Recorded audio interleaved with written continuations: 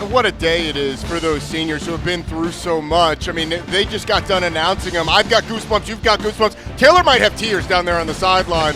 But it's an incredibly emotional, incredibly memorable day for these guys that have elevated this program to a level that NC State, quite honestly, hasn't seen over a sustained period of time. 30-plus seniors being recognized, but it's not all seniors for NC State because with the Devin Leary injury, MJ Morris, true freshman, he makes his second career start. ACC Rookie of the Week a week ago, back-to-back games with 3 touchdowns, and the thing that's been the most impressive, his poise, his maturity, the way he has managed the game the past 2 weeks while being an absolute star. The skill set suggests that the sky is the limit for this young player. Now he just has to continue to build, play within himself, and direct this offense. You hear complimentary football all the time. You can play that when you've got a defense that is this good. I mean, just look at the number of categories that they're number one in the conference in. Most important thing a defense can do is keep people out of the end zone. And a lot of the guys that were just honored for Senior Day live on this defense. Guys like Isaiah Moore, Peyton Wilson, Drake Thomas, they are the headliners. But this defensive line has been excellent, and they've got a star in Aiden White in the back end as well with an interception a week ago. A defense that goes up against Boston College with a young quarterback as well, Taylor. Young quarterbacks here today. Phil Jurkovec is once again ruled out here today, still dealing with that knee injury he sustained in the game against Utah. So BC will be handing the reins to Emmett Moorhead. Now, he's coming off a 330-yard, 4-touchdown day against Duke, and he's got the confidence to match it. He told me this week it will require composure going against one of the most veteran defenses in the league. He said it's about getting the ball to the playmakers, not forcing anything. But Roddy, speaking of playmakers, he may have one of the best in the league in Zay Flowers. Maybe one of the best. Maybe the best player in the league with Zay Flowers. What he's been able to do on the offensive side of the football, you see the targets. They're going to go to him early and often. And when he's on the field, he often looks like he's playing at a different speed than everybody else. He's electric, and so is this scene at Carter Finley Stadium. Dave Doran was hopeful that the crowd would file in early to recognize these seniors. Jalen Gill's back deep. Colin Smith will kick it away. And we are set to go. 7-2 NC State ranked 16th in the country, and Boston College at 2-7 overall. Smith's kickoff is a touchback, and we will get a look at Emmett Moorhead. He's out of Woodside, California. Taylor told you the key is composure. You saw some deep breaths, and we talked with John McNulty, his offensive coordinator. He wasn't nervous at all in his start Friday against Duke. No, he wasn't. I mean, he's a California kid, cool, calm, and collected, but physically, he looks the part. 6'5", almost 230 pounds. Guy has a really quick release and excellent ball placement down the field. They're going to have to hit some shots against an NC State defense that I think is going to challenge him with pressure and a lot of different looks. Pressure early, you expect, right? Absolutely. Zay Flowers, 4 and white, top of your screen. Pat Garwo is the veteran running back, and it's a quick hitter to Flowers. On the outside, and Zay Flowers turns it upfield. He's got a first down. That's the recipe for the Eagles. We were talking about this pregame on the field. That's an easy access throw. You're bringing pressure from the boundary. Tanner Engel is coming from the short side of the field, which means the rotation is to that side. Corners backed off to the field. Easy pitch and catch on a first down. Saw that a lot through the years with Clemson. Sure did, yeah. That was something that kept them on schedule a lot. And I expect when you have Zay Flowers, you get them the ball in a myriad of different ways. 19 yards on the first play. Just outside midfield, it's Garwo on the ground, and he is stacked up. We told you how good the NC State defense is. It's a loss of a yard, and it's a BC rushing attack that is the worst in the country. Yeah, they've really struggled. Some of it's been they've gotten behind in games, so they've had to throw the ball some more. But even from a yards per carry standpoint, it has been a real struggle, and most of that's because of the shuffling on the offensive line. Jeff Avley was so excited that for the first time all year, it is the same starting offensive line for 2 games in a row. They've had 8 different combos in that starting 5 in 10 games now. Play action. Moorhead is smacked and dropped. Isaiah Moore, the 6th-year senior, got home, brings up third down. And that play is created by Drake Thomas. Watch him come off the left side, force Moorhead up in the pocket. And then Isaiah Moore sees the gap, shoots through it, and finishes Drake Thomas does so much for this defense. You saw his athleticism coming off the edge. And Isaiah Moore just always seems like he's in the right place at the right time. And, Mike, here's where Boston College should get a little concerned because you've got a young quarterback. You're going to get some exotic looks, potentially exotic blitzes from NC State. John McNulty wants to be conservative on early third downs. Now, pressure did not come. It's a drop-off there to Alex Broom, the running back, on the screen. And BC will take its medicine, 9 yards, and will punt. And you mentioned John McNulty expecting pressure. That time NC State doesn't bring it. And McNulty told us, hey, in those situations, we just got to check it down, manage it, and make sure we're not throwing the ball to the other team. That's a good job by Emmett Moorhead of just taking what the defense gave him on the check down, getting positive yardage, and letting his team punt. Thayer Thomas is back deep, and Danny Longman, great name for a punter, will boot it away. On a high arcing kick. Lands right by the 10. Takes an NC State bounce. Well done by Longman. And NC State has it on offense for the first time.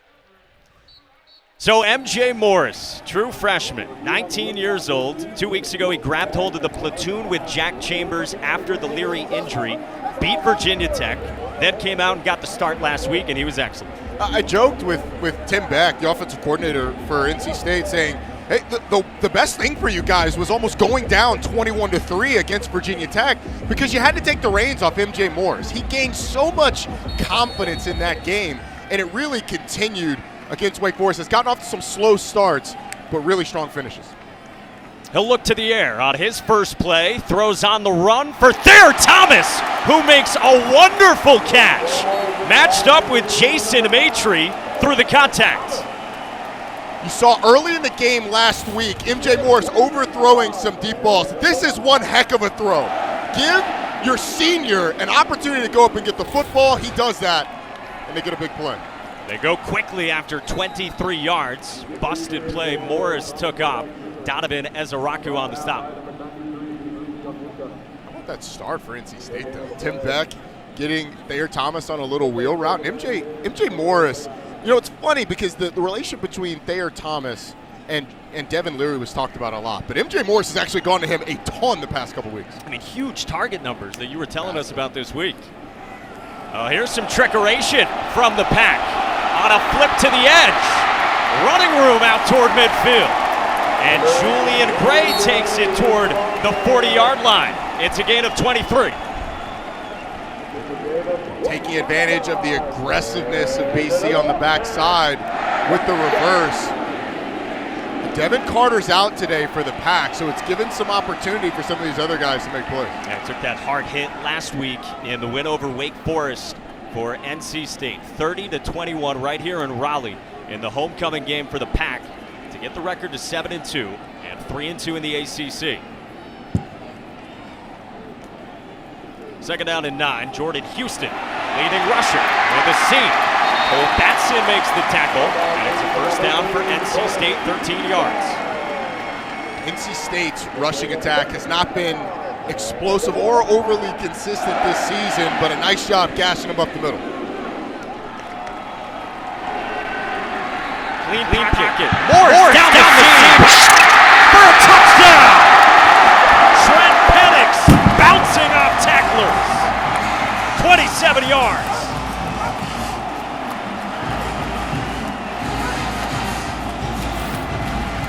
Just a verticals concept. You get a safety in the middle of the field, and this throw by MJ Morris, it's an absolute laser up the seam, right on the numbers of Trent Penix, who reaches out, plucks it out of the air in front of the safety. Penix is able to finish. How about the start for MJ Morris? So impressive. He came out on the field bouncing as he got out of the huddle for that first snap. And what a start indeed. Trent Penix the touchdown. NC State lit up, thinking about some of the matchups for him. He missed some time earlier in the year. The former running back is an excellent athlete, and MJ Morris makes the read, looks off the safety, delivers an accurate ball, and Trent Penix with the power to get into the end zone to put NC State up by a touchdown. For Food Lions, food for thought. What do you got, Roddy? Well, first off, an appetite. But secondly, for Boston College, they're going to have to protect the quarterback on offense. NC State's going to send pressure. And somehow they're going to have to find a way to disrupt MJ Morris on the defensive side of the ball. And then for NC State, their defense has to confuse him at Moorhead. He's going to see a ton of different looks, whether it's drop 8, blitz 8, and everything in between. And then offensively, just take care of the football because the defense should be able to handle Boston College and that offensive attack. They dropped 8 on the first third down that Moorhead faced. It was a 5-play, 88-yard drive, a minute 58, and now BC gets it back for the second time, and Moorhead at the controls. We told you he made that first career start last Friday against Duke. It was his first start since his junior year of high school, and he threw 4 touchdown passes. First BC quarterback since Doug Flutie to do that in your first career start. It's a pretty good name to be on the list with. That plays anytime. Yeah, absolutely. Moorhead under center. George Takis, his top tight end, in motion. From the 25, it's Broom. Talented freshman without much running room. The nose tackle Corey Durden on the stop. And talking to the BC coaches, if you ask about this NC State defense, people are going to have different answers about who the best player is. The BC coaches were like, that guy in the middle, Corey Durden, he may be the best player on the entire field for NC State, which is saying something because I would argue Davin Vann has had just as good a season. But it's kind of your flavor. Corey Durden has certainly been fantastic, though. Yeah, Vann 45 in red on the top of your screen on the defensive line. Second down, here comes the pressure, and Drake Thomas with a sack. Second sack already for the Pack. And this is the part of it that Boston College is going to have to manage. This time NC State plays cover 1. There's one safety in the middle of the field. But as soon as the running back blocks, it triggers the linebackers to come in. You blitz one backer. If the running back takes him, it's called green dogging. And that's exactly what Drake Thomas does. He waits for the running back to take Isaiah Moore, comes through the backfield, and sets up another 3rd and long. He sees it, he gets free, and then he can go. Yeah, and they did that a lot last week against Wake Forest, too. As soon as the back steps up and they know you don't have to cover him in a pass route, then you come and get the quarterback. So now it's a second, 3rd and long already, and BC is going to back up 5 yards. George Takis jumped early. It's number 80. 5-yard penalty. It's still 3rd down. If it wasn't that, it was going to be a delay of game because the play clock was running down, and that's what Emmett Moorhead is going to have to manage more than he did last week. In the first start, that was at home. Carter Finley's a different deal in this league with the number of people that show up and their engagement in the football game. So from a noise standpoint, he's going to have a much different task than he did last week. This is not the start that Jeff Hafley wanted these first 3 possessions of the game. From the 12-yard line, 3rd down and 23. And Broom will probe to the right side. Fights for some yardage out toward the 20. And BC will punt again. Davin Vann in on the tackle. Kind of see the recipe for NC State. If they get in situations where they think Boston College is going to drop back, they're going to throw they're going to bring the house and challenge this young BC offensive line and backs to protect Emmett Moorhead. So you're going to have to find some sort of answer to that. Danny Longman to punt again with Thayer Thomas back at his 40. Low kick bounces at the 45, takes a BC hop all the way toward the 30. So midway through the first, NC State's got the lead, and MJ Morris back at quarterback when we return.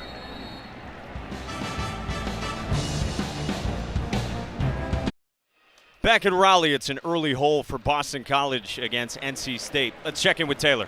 Yeah, guys, down here on the BC sideline, Jeff Hafley and Tim Lukabu talking with this defense about dialing up some pressure. And look, this BC defense is no stranger to the blitz, actually blitzing on 35% of pass plays this season. And they know against a true freshman quarterback like MJ Morris, he could be susceptible to some pressure and that blitz. All 6 of his sacks that he has taken this year have come when he's blitzed. So they were talking about it during that last break, want to give him a lot of different looks moving forward. Yeah, they're quite honestly going to have to, because on that first one there was no pressure on MJ Morris and he was able to absolutely deliver some gems.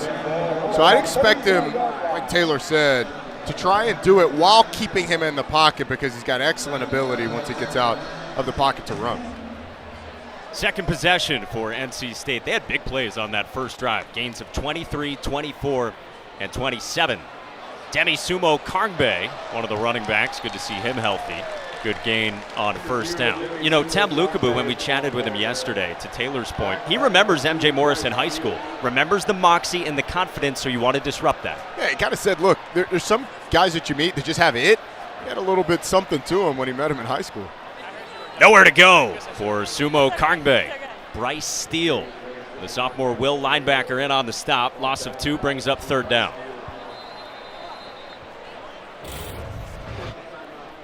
It's a nice play by Steele. Seeing the hole, filling it. Looks like we've got a player down on the ground. And we've got an NC State player down. We will check on that when we come back to Raleigh.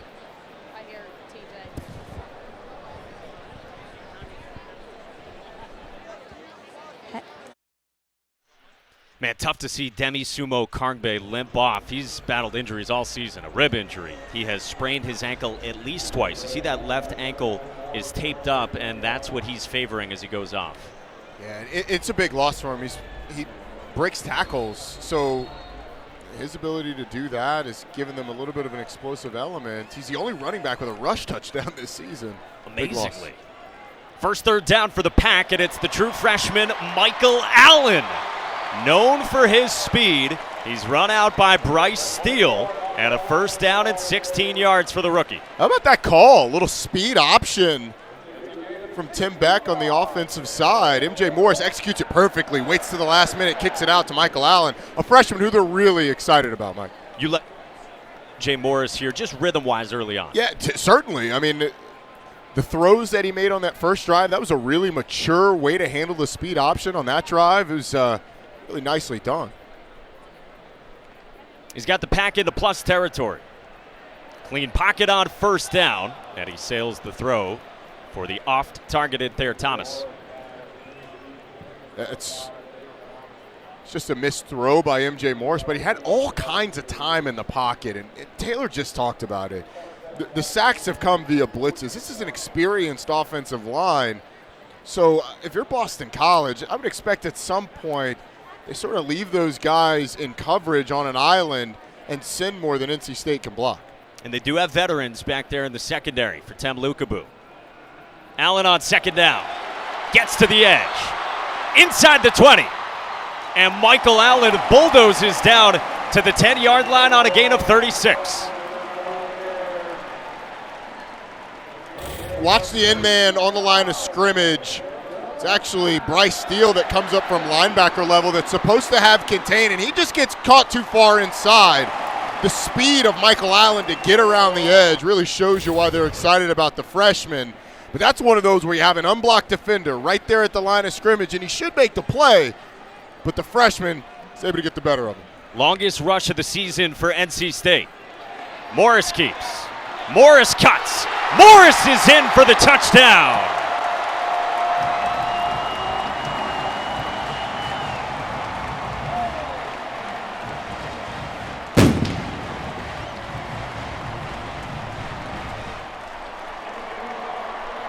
MJ Morris carried the ball 19 times a week ago. They didn't want him to carry it this much, but look at Trent Penix out front. He scores a touchdown earlier and says, all right, I'll pay you back by throwing a block out front, and then MJ Morris gets in the end zone. 2:09 this time, so a couple of quick strike drives for NC State. Chris Dunn on for the extra point, 14 zip out of the chute. Early on in this game, let's show the full arsenal of what MJ Morris can do. A little zone read, pulls it, blocker out front, makes a man miss in space, and is able to get into the end zone. Celebrate young freshmen, and on senior day, we are certainly going to talk about and highlight these seniors. And I don't want to get too far ahead of myself because there's a lot of game left to go, but we are seeing the emergence of a star in MJ Morris. He took the field last week. here at home. The crowd was literally chanting his name, MJ Morris, before the first snap. Yeah. Life has changed for him. Yes, it has. He had someone stop him on campus this week and ask him to take a picture, something that he was very excited about. But overall, when you talk about the development of a young freshman, you come in and you're wide-eyed in your first appearance, and in the second half of that Virginia Tech game, you win the game. Last week in a charged environment, really settled down and played well. I love how he's come out in this game. It feels like he's starting to get used to the moment walking on the field in charge of the offense. Roddy Jones too humble to say that leaving the field pregame, he got stopped for a selfie as well. Colin Smith's kick is a touchback. Hey, coming up, the day is capped off by our ACC Network primetime matchup, Syracuse against number 23 Florida State up at the Dome in Central New York. Also available on the ESPN app. Dave O'Brien, Tim Hasselbeck, Kelsey Riggs, that great crew on the call for that one. Who do you like in that one? It's a Syracuse team in a slide right now. Yeah, I like Florida State. I think the development of this football team over the last couple of years under Mike Norvell has been one of the more impressive things in the league that we've seen. It's a team that takes care of business when they're supposed to. And I think there's only one game this year where you'd point to and say, Florida State let that one go. It was actually against the NC State Wolfpack. But I like Florida State in that game, the way they're playing offensively and defensively, not giving up big plays and creating a ton of them. See what the status is of Garrett Schrader in that one for the Orange. Third drive for Boston College. They come out throwing.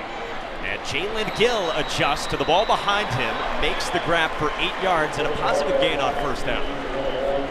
Moorhead didn't give Jalen Gill a choice. You're going to catch this football. I don't care if you're ready or not. Young athlete, sort of looking for answers on this team. And it's eerily similar where his team is right now and where NC State was in 2019 with all the injuries and young players that they're having to play. Moorhead 3 for 3 so far. Second down and 2, back to the air. Another out pattern for Zay Flowers. Foot in the ground and Flowers out toward midfield. 15 yards. I would take this 100% of the time it is available if you're Boston College. Condensed formation pushes the defensive back off. Then watch the juke by Zay Flowers. You saw Aiden White. When he tried to recover, he had to end up doing a somersault. Hey, and with that grab for Zay Flowers, he is now number 1 all-time in career receiving yards at Boston College. Awesome. Congratulations to Zay Flowers. The career that he's put up has been incredible. Moves past Alex Amadon. Pre-snap movement and a flag on the near side of the field. Offense number 88. 5-yard penalty. It's still first down. There's not a team in this conference that is better at anticipating the snap count than NC State. The number of times Tanner Ingle alone did it last week against Wake Forest. That was nuts. It was incredible. And it comes from having played these teams over and over and over for multiple years. You start to get a feel of the quarterbacks and the cadences. And Ingle did that to a veteran Wake Forest team. Moorhead to the air and on the slant. The catch made. Jalen Gill hangs on to that. Took a big shot from Aiden White, 13 yards. Great catch on the back end by Jalen Gill. Because of the front seven of NC State, I almost think you have to put it in Emmett Moorhead's hands because you're going to have to make plays on the perimeter. Zay Flowers is going to have to be the guy to carry you, but Jalen Gill, Joseph Griffin, those guys are going to have to make plays as well. Moorhead 5 for 5 so far. Pressure coming, throws it again. Wanted Flowers. Third down and 2 as NC State brought heat. But you have to live with that if you're Boston College. NC State's going to bring pressure from time to time. But watch Zay Flowers as he comes into the screen. I mean, he is wide open. And yes, the pressure gets to Emmett Moorhead, but if it's a step slower, that's a touchdown. Zay Flowers is hitting his head on the goalpost. So I like the play call from Boston College against pressure for NC State. I would expect pressure from NC State here too. Zay Flowers going to be lined up to the bottom of the screen. Kevin Boykin brought the heat that time on Moorhead. Pressure coming. BC runs it, and Garwo has nowhere to go. Josh Harris stood him up, and it's a loss of 1, and it's 4th down and 3. Yeah, and the numbers would probably tell you to go for it here. But the way the offense is playing, I don't know how much faith you have in them getting it. The way your defense is playing, though, you're going to have to score points to get the Cincy State team. They're leaving the offense on the field. Question is, do you bring pressure or not? I would anticipate it and find Zay Flowers if it's one-on-one coverage. You're going to get one-on-one, it looks like. He's at the top of your screen in the formation. They need 3. Pressure comes. Moorhead lofts it, and Gill dives to make the catch. And a flag flies in on the hit from Cyrus Fagan. A deep shot on 4th down. I actually liked them taking a shot like that on 3rd down when you bring pressure, but what a throw by Emmett Moorhead. I mean, that is fantastic. See if they call targeting on that one. The hit was a little bit high. It's already an NC State secondary that is playing without Tyler Baker-Williams. He's out with a foot injury today. Personal foul, targeting, defense. The penalty is enforced half the distance to the goal. Automatic first down. The play is under further review. All right, so this is a defenseless player, so you're just looking for forcible contact to the head or neck area, and I think this is going to be overturned off that look. I mean, Cyrus Fagan kind of turns away from it. Yeah, there's no indicator there. There's no lowering of the head. There's no launch. He runs through him, which you're allowed to do, and his shoulder hits him in the chest. So I see where you would throw that penalty based on where the official was during the play, but I would expect this to be overturned. Cyrus Fagan be able to remain in the game. Cyrus Fagan himself is looking for a replay right now. Another look from this angle. So the contact is to the chest. That's where the force comes in the contact. And when you are shoulder to shoulder with someone, your heads are going to be close. So you see the shoulder goes to the chest, the face mask hits him in the upper shoulder pad area. This is not targeting. This is why the review process was instituted. You have to confirm all aspects of it. And that's just not forcible contact to the head or neck area of a defenseless player. So even if it's around the neck, you think he turns his head slightly to the right and that removes some of the forcible contact? Yeah, you have to have an indicator of targeting, which would be a lowering of the shoulder, a leading with the forearm, a lowering of the head. He just kind of runs through his chest area, and there is some inadvertent contact up near the neck area, but I think that's secondary to the force of that was in the chest. And as we know and have said, all elements of a targeting foul must be confirmed by instant replay. After further review, there is no foul for targeting. Number 4 may remain in the game. The play results in a first down. You were all over it from the jump. Yeah, I think the thing that we should be talking about on that play is that is one heck of a throw by Emmett Moorhead. Yeah. On a 4th down, where you have a slot fade, you have to put it in the spot that Emmett Moorhead did. And with Drake Thomas bearing down on him again, it was a great rush by Drake Thomas. A nice route by Jalen Gill to beat Devin Boykin down the field and get Boston College in a situation where they've got a real chance to score. Nice job of Jeff Hafley, too, going for it and trusting his quarterback. How about Jalen Gill on this drive? 3 catches, 49 yards. That was 28 right there on the 4th down. Jeff Hafley wanted an explanation after the call was overturned. He gets it. BC driving inside the 20. Tanner Ingles blitzing from the bottom. 10 in red, smacks Moorhead, prompts the incompletion on the throw to the freshman, Joe Griffin.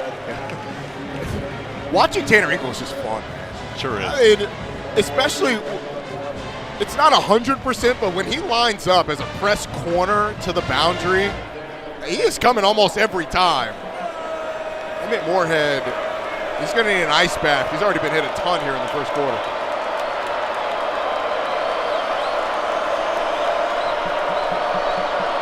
Moore shows pressure. 4-man rush. Moorhead toward the end zone for a touchdown.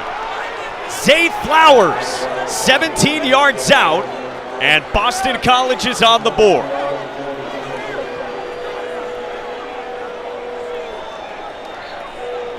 How do you stick with Zay Flowers? You don't. You hope that you can get to the quarterback. But there was some confusion on NC State's defense. Watch the conversation going on between Tanner Ingle and Derek Pitts. Zay Flowers comes across the screen, crosses the face of Pitts. Great throw by Emmett Moorhead to get in the end zone. Connor Litton comes on and is good on the extra point. mix-up. Davin Van is tangled up there with some Boston College players leaving the field. Boy, did Boston College need that after the way this started for NC State, the way MJ Morris looks. They went for it on that 4th down, and the deep shot led to the touchdown. And Jalen Gill came up big. Plays made on the perimeter, but the route by Zay Flowers to stem up the field to not sell which way he was going, and then cut across the face of the safety and Moorhead. I mean, he's been hit in this game. He has been blitzed from all over the place, and I think after you see that for a couple of series, the conversation with your offensive coordinator is, hey, look, they're going to bring pressure. Find 4 as much as you can. He leads the league in targets. He might also lead the league in smiles. Yeah, which on a team that struggled a little bit is always a welcome sign.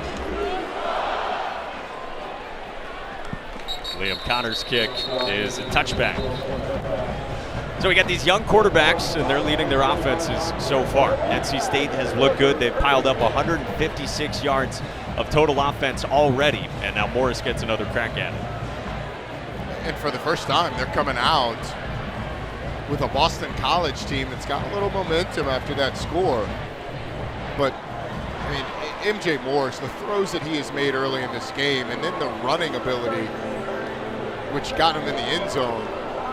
It's almost like if you're Tim Beck, which one do you want to go to now? Because you've kind of had everything available to you. In the pistol, Jordan Houston through a seam on 1st down. And Houston tackled by Cole Batson on a good gain and a 1st down. It's twice now on a mid-zone play.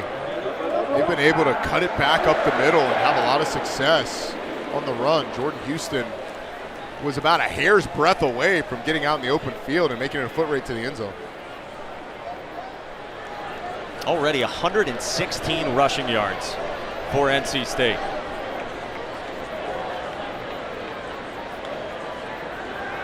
First down, 4-man rush, and Morris tried to throw it into a tight window for the freshman Terrell Timmons. Elijah Jones, 5th-year senior in coverage. I think MJ Morris got caught up on that one. Probably should have worked off of that read to the back that was coming out of the backfield. It was a nice play by Jones, not committing pass interference, coming around, knocking the ball out. Veteran corner, they need a big day from him. It's a secondary playing without the true freshman. Very good corner, Amari Jackson. He's out with a hamstring injury. Re-injured it last week in the loss to Duke. Houston left side. Nothing there. Cam Horsley, junior defensive tackle. He's had himself a nice season. Slow to get up, brings up 3rd down. 96. Fights across the face of Grant Gibson. Nice job of not getting reached by the graduate senior of NC State. And here's where Boston College has to get off the field. Looks like it's going to be man-to-man on the back end. Would you bring pressure? I would, yeah. You try and disrupt MJ Morris. Don't let him just sit back there, pick his favorite matchup and go. But watch Jaden Woodby in the slot over Trent Penix, 3rd from the bottom. That's a matchup that NC State really likes. Penix 6 in red, the touchdown already. They bring pressure. Morris floats it right side and out of the reach of Porter Rooks. So the pressure came, and NC State will have to punt. Porter Rooks mixed up his quarterback, went inside the defender when MJ Morris was expecting him to fade that to the sideline. How about Boston College? There was an early onslaught. They sort of steadied themselves, got a touchdown on one end, now a stop, and they've got an opportunity to get back in the game.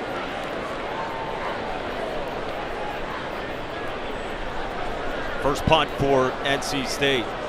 Returns to Caden Noonkester, redshirt freshman walk-on, who has snatched the job from the veteran transfer Shane McDonough. And he lets out a booming kick that sends Jalen Gill back to his 10-yard line. 55 yards from Noonkester. Hey, coming up later, the ACC Huddle crew will be back with highlights and complete breakdowns of all the afternoon games. And they'll get you ready for Florida State and Syracuse at 8 right here on ACC Network. Then after the game, a full post-game show to wrap up the night. All of it right here on ACC and in the app. Hey, we got Eddie Royal on the graphic. About we time. added another face. Nice job, team. We got Eddie in there. 5 wide on the Five graphic. wide on the graphic. Squeezing him in there just like at the table. I love it. I hope they are eating well in central New York. I'm sure they are. Some dinos barbecue, dinosaur barbecue. I like it. Got to get some dinos. Tough field position for Boston College after the great punt. BC had a lot of this against Duke offensively last week. They go to the air. It's complete to the Notre Dame transfer tight end, George Takis. So 10 pass attempts already for Moorhead. Threw it 45 times last week. Are you going over or under? It's a great question. 10 were not out of the first quarter. I'm going to go under, but not by much. Just going that based on projection. 10 a quarter, that gets me to 40. So I'm going to go under, slightly. With 30 seconds to go in this opening quarter. Big drive here for the Eagles. 2nd down and 5. Broom to the left side for a couple of yards. Davin Van in on another tackle for NC State. It's 3rd down. I like that BC is going to stay committed to making NC State respect the run. And you never know, you may pop one of them every once in a while, but giving Emmett Moorhead a quote-unquote playoff from time to time isn't a bad thing. The first quarter. End of the first quarter, and NC State's got the 14-7 lead on Boston College.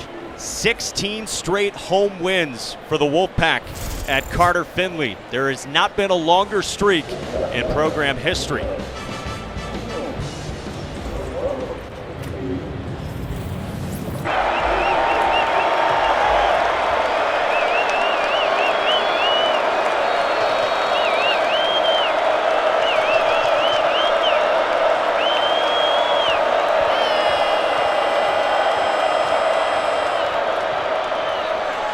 Jordan, big 3rd down here, and Emmett Moorhead completes the pass to Jalen Gill. Now there is a flag down on the far side of the field. Would be a 12-yard gain as we start this 2nd quarter. Illegal motion, offense, number 1, 5-yard penalty, repeat 3rd down. And it takes away a heck of a play by Emmett Moorhead. I mean, he's off platform, having to fade away from a blitz by Isaiah Moore, and makes a great throw to Jalen Gill, but the movement by the receiver takes it away. So now 3rd and long. You've been in situations where NC State has dropped 8. I don't know if they bring pressure here. There's been a lot of it on Emmett Moorhead. You got guys creeping around there. Thomas comes, Wilson does as well, and the pass incomplete. Too hot for Gill. Jakeem Harris was there in coverage. 4th down and 9. That was made by the coverage on the back end. But watch the protection. I mean, as soon as the back stays in, Peyton Wilson's going to come. But Drake Thomas and the pressure that he has caused on Emmett Moorhead has been impressive so far in this one. Feels like you see 32 running free on pretty All much the time. every play. Well, look, if I can get on my soapbox about Drake Thomas, he may be the best defensive player in the league. I mean, he is a fantastic linebacker. He can do everything on the field and should be in the running for Player of the Year in the conference. 3rd punt already for Boston College, and Longman gets it away toward midfield. And Drake's brother Thayer Thomas with a fair catch on a 40-yard punt. 1st minute, 2nd quarter. Pack leading back on offense after this.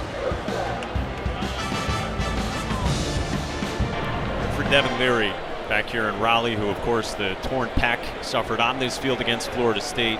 MJ Morris says he's been like a big brother to me, passing on all his wisdom as the true freshman's been starting. Such a leader for this team on the offensive side of the ball. And an incredible player.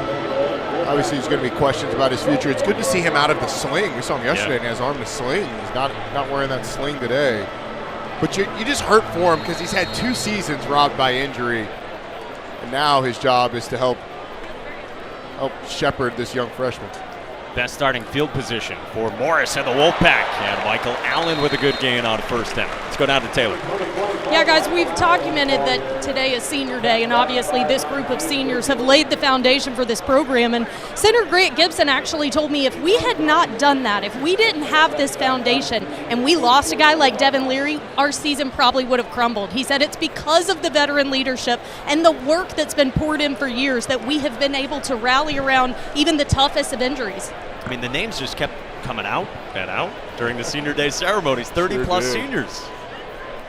Got quite the foundation indeed. Allen's got a first down. Wolfpack in plus territory. Cole Batson, the redshirt freshman safety, another tackle. Cole Batson is an impressive-looking young player. Stands 6'4", he's about 190 pounds right now. I mean, at some point, he's going to be up in that 205, 210 range. He is a fantastic tackler, and as he continues to learn, I think he could be a heck of a player for Boston College. First down, Morris, quick throw. That's caught by Darryl Jones. You made this point earlier that, to Taylor's point, the foundation of a losing season can spur you years later when the youngsters become vets. Yeah, and Boston College is hoping that that's the case. There's so many parallels with the way Jeff Hafley was talking about this team to the way Dave Doran was talking about his team in 2019. All the injuries that they had derailed a season that was going to be a season of growth anyway, but you hope that it pays dividends down the line, which is why you can see the excitement for some of these young players. Chibuzi Onwuka drags down Michael Allen. It's a loss on the play, and it brings up third down.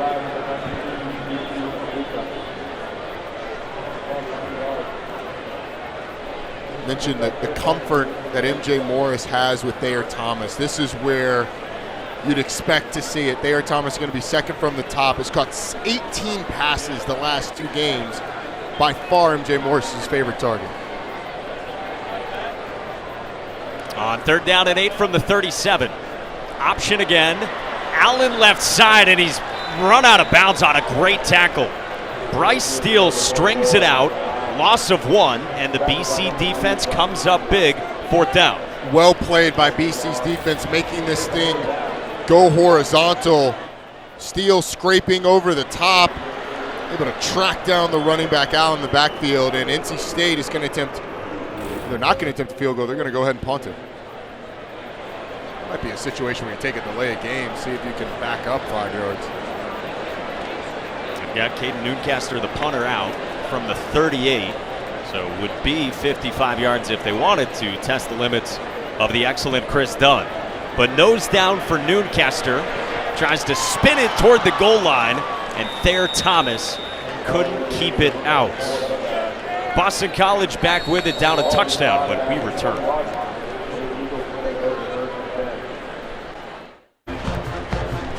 Year for Dave Doran. We told you 16 straight home wins for this program, tied for the program record set between 1972 and 75 when Lou Holtz was the head coach. One of the longest active streaks in the country. Look back in the 70s, that streak started in 1972 with a win over Syracuse, and it was a freshman QB for the Wolfpack who got it started, Dave Buckey. There you go. Now they got a freshman QB here, trying to set the record all alone here at Carter Finley Stadium. Career that Dave Doran has had here, and what he's built, I honestly think it's one of the most underappreciated coaching jobs in the league. He has turned NC State into a team where every year we walk in and they're one of the top 3 teams in the Atlantic with one small blip on the radar, but the guys that he's developed, the draft picks, and the way that this program has operated has been impressive. They're on defense here, and they stack up Pat Garwo. Peyton Wilson in on the tackle along with Brandon Cleveland. So much of this offense is going to be based on what happens on first down. Peyton Wilson, I mean, these guys have just seen so much over the course of their time here. Peyton Wilson, the career that he has had, coming through a couple of different injuries. Been an impressive part of this NC State team. The number of guys that have had to overcome adversity. Yeah, so many on that roster and on that side of the ball. After a loss of 3, Moorhead on play action. On the check down, Garwo is smacked. Aiden White, the corner, brings up third down, a guy having a fantastic season. Tied for 8th in the country in interceptions with 4, had 1 last week. And it's a good decision by Emmett Moorhead. He wanted Zay Flowers, good protection, dumps it off. Just lives to fight another day on that one. Now on 3rd and long. Can you find something? I almost think you try and find a one-on-one matchup, throw it down the field, see if you can make something happen. Feels a lot like the first few drives for Boston College where it was 3rd and long facing the Eagles.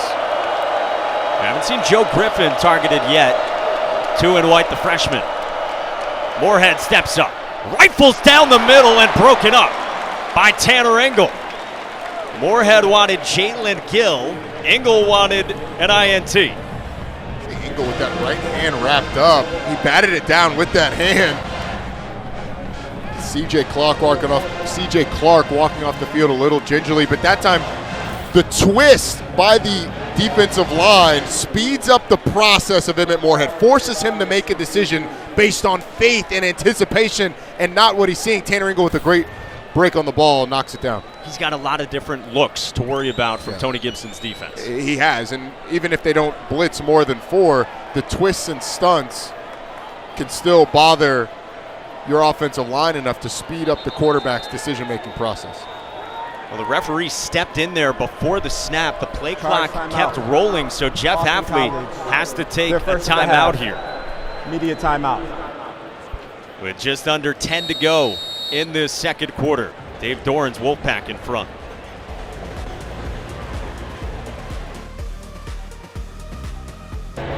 NC State defensive coordinator Tony Gibson dials up another 3 and out. Jeff Hafley said this week, I don't think Tony Gibson gets enough credit. He doesn't.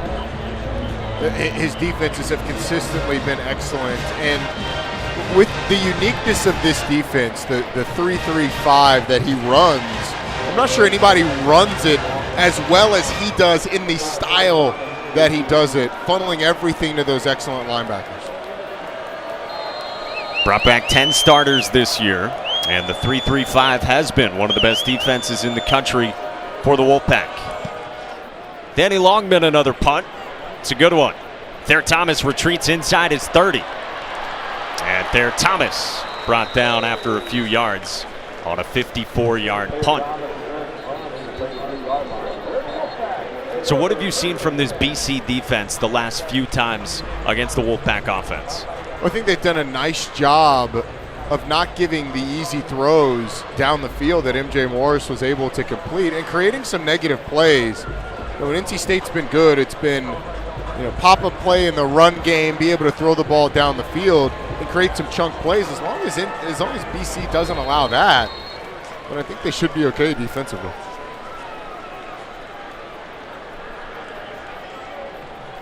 First down for MJ Morris. On a rollout. Thomas, first down. Eli Jones on the tackle, 18 yards. I like that play call by Tim Beck. Get MJ Morris on the perimeter. Give him an easy throw on first down. Now on the ground with Houston. One cut, barrels into Jaden Woodby. And it's 7 yards for Jordan Houston. That zone play has been really good for NC State so far. An NC State team that has struggled to run the ball this year. It's a team that's 11th in the conference in yards per carry. They were 11th last year as well, but this game, they found some success running that zone play. Coming into today, their longest rush of the season was 24 yards. They've done that at least twice already in this one. Morris on a slant, incomplete. 3 flags come flying in. Elijah Jones in coverage on Darryl Jones. If I'd had a flag up here, I'd have been throwing it too. Warm up the wing. Exactly.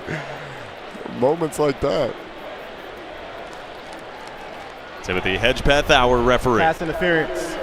Defense number 40. Automatic first down at the spot of the foul. You know, the other thing about this Boston College defense, they struggled last week against Duke, and Tem Lukabu, the defensive coordinator, said the defensive line in particular was looking for a bounce back. The defensive line has been really good at times, and Elijah Jones, when Daryl Jones tried to cross his face, just kind of grabbed him, causing the pass interference. There, Thomas, back for Morris, throws it up the sideline for Penix. Ball popped out at the end. Penix took a shot from Jaden Woodby, 25 yards on the trick play.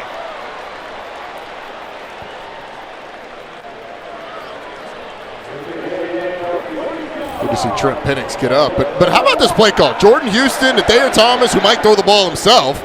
Back to MJ Morris. What a throw, just over the head of Jaden Woodby. Penix able to get down the field. He's been so banged up this season. You see him playing with the brace on his shoulder. I'm upset as he comes off the field, favoring, looks like that left side. It's the second time he's been a little bit shaken up already in this first half. Week 1, it was the fractured shoulder blade for Penix. He's got catches of 27 and 26 in this one, and now a flag before 1st and goal. Charge timeout. NC State. They're first of the half. So they did get the timeout first with 8:03 left here in the second. Crowd was a little upset. There was some back and forth between the BC defensive line, the offensive line of NC State. Watching the middle of your screen after the snap. A little bit of hands to the face. Well, after that, there was a little bit of a flop by Grant Gibson immediately after that. I think it was Chris Banks right over him, yeah. And then there was a little bit of like disengage, like a little shove to the face. Grant Gibson sold it very well. It's actually, we're seeing the replay on the He's got a little smile here. too. He does have a little smile. Watching the middle of your screen.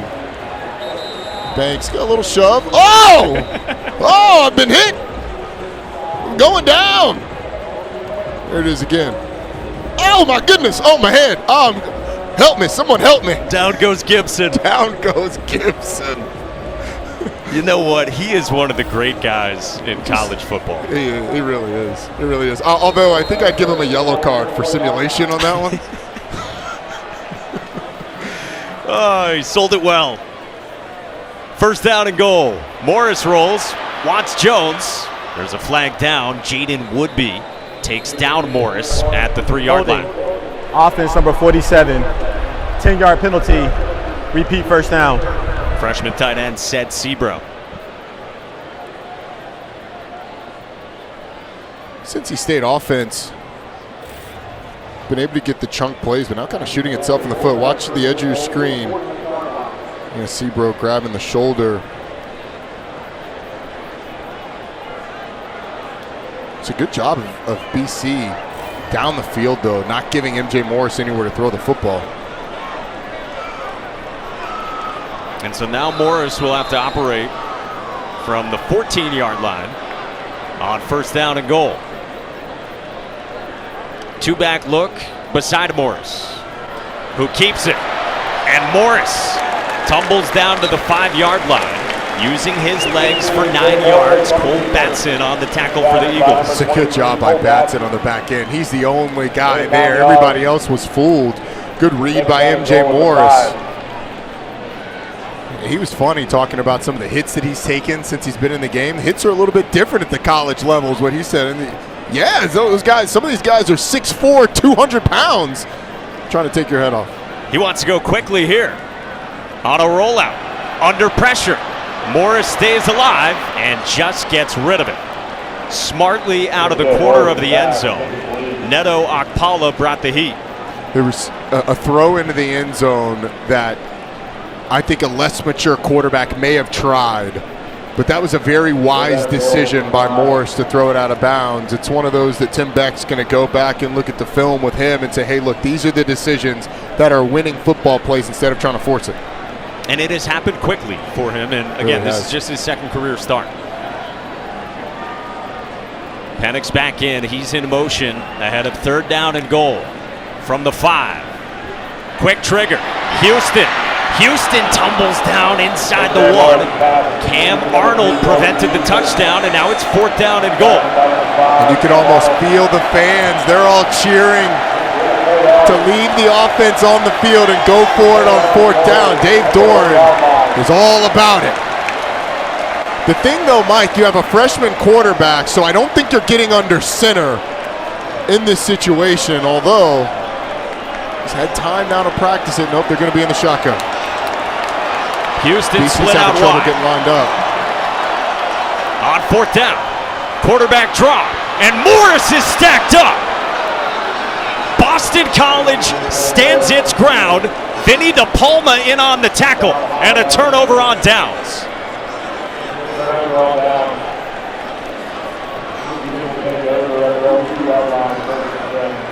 Vinny DePalma is one of those guys that's seen multiple presidential administrations at this Boston College team. And he was in there. Couldn't see who the first guy to get there was. It was Neto Akpala doing a nice job there on the edge to stack up MJ Morris on a fourth down. And now Grant Gibson is down for real. Oh man, and slow to get up. We will check on Grant Gibson, the veteran center, when we come back to Raleigh.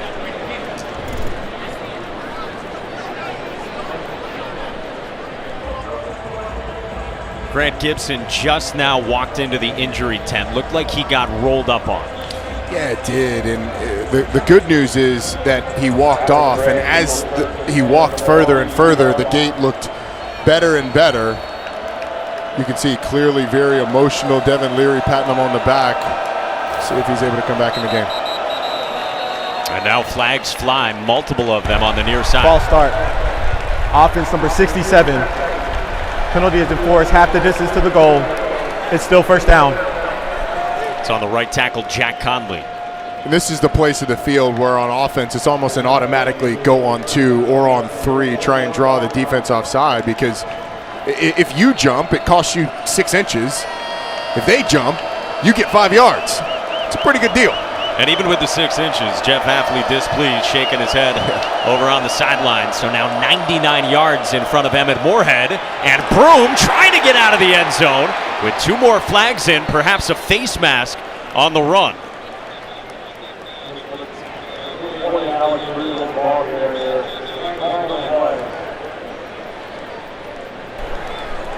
Personal foul, face mask, defense number 10. 15-yard penalty, automatic first down. How about that for breathing room for Boston College? Tanner Ingle with the face mask coming from the right side of your screen. Yeah, clearly grabs the face mask of Broom, and that's a sigh of relief for BC on the offensive side of the ball. And Shaheem Battle was also a little bit slow to get up for NC. We would appreciate a closed microphone the next time Timothy blows his whistle. Or a warning. Pressure coming on Moorhead. Incomplete for Joe Griffin. Derek Pitts in coverage. That understanding of Pitts, of how Boston College has operated on first down and what their answer is to the route, was high level. He knows that Tanner Ingle's coming from the third level. He knows that Boston College doesn't have enough to block him. So he sits on a shallow out-breaking route, causes the incompletion. Moorhead got off to the fast start. Now he's 9 of 14. Little pop pass for Zay Flowers, well defended. Flag comes in at the end of it. Davin Van strung it out for NC State defensively.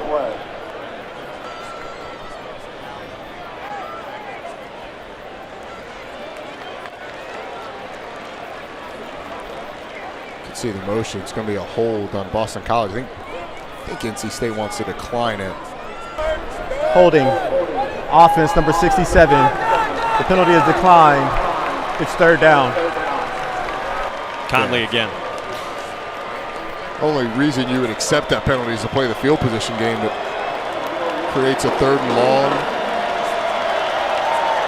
And the question is for Moorhead, if you have to get rid of the ball quick, can you find a route? Do you have a route design that's going to allow for a catch and run?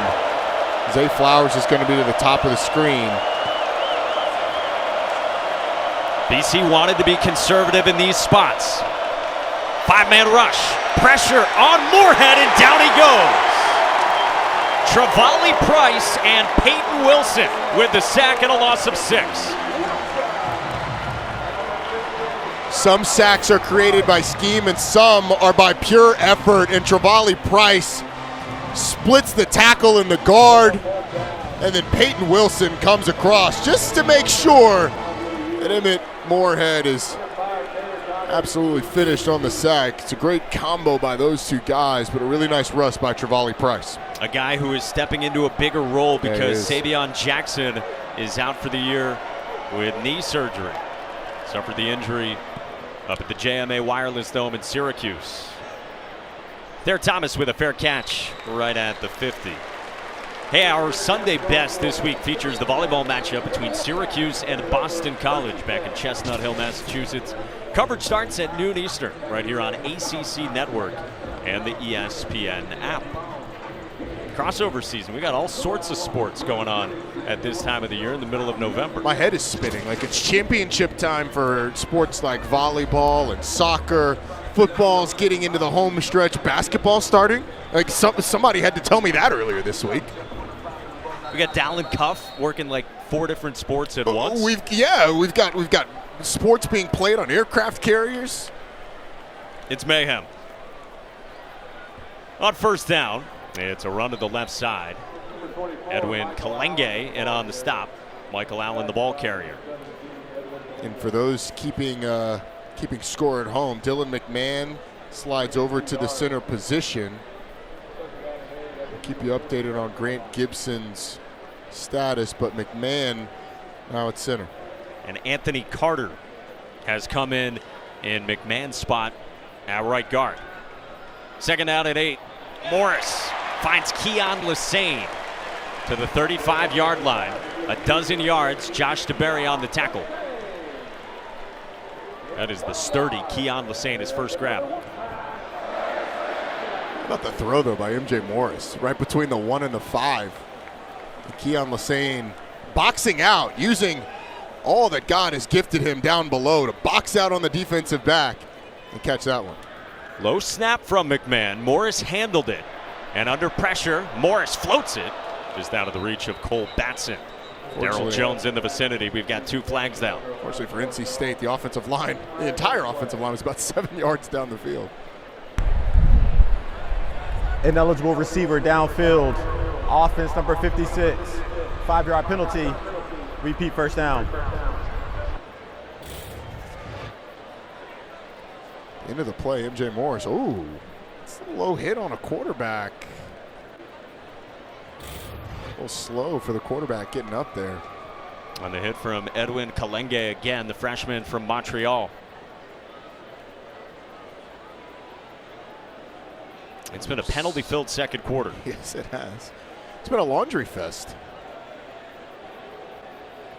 Yellow flags all over the place. And after the start that we had to this game, NC State scoring on its first 2 drives, Boston College responding, sort of settled into a bit of a defensive battle. These defenses doing a better job of confusing and not letting these young quarterbacks have throws, especially the easy throws. All the throws have seemed to be contested as we've gotten into this one. Again, both quarterbacks in their second career collegiate starts. MJ Morris for NC State, Emmett Moorhead for Boston College, who is showing pressure on Morris here. Michael Allen on the ground.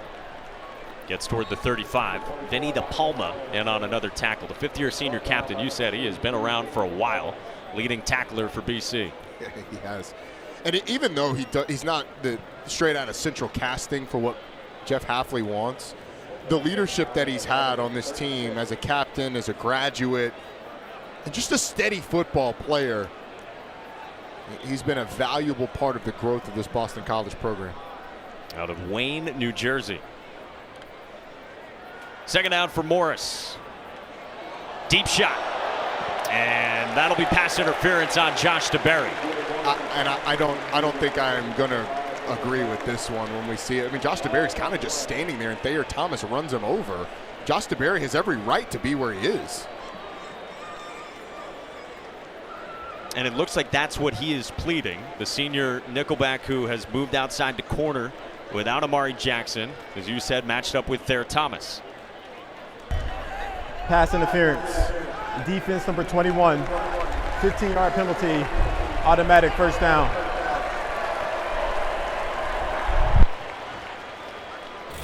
All right, watch Josh DeBerry at the bottom. He's planting to try and come back to a route down the stem, and Thayer Thomas just runs into him. I don't agree with that call. I see how the official could see the result and throw the flag, but Josh DeBerry has, I mean, it's his right. It's his space to be there and to break on another route. And Morris kept it himself, and Marcus Valdez stands his ground. Sixth-year senior, two-time captain, guy playing with a couple of bionic elbows, makes the tackle. It's funny talking to Jeff Hafley about Marcus Valdez. It's almost like this guy has been banged up everywhere, and he's held together by duct tape and sheer will.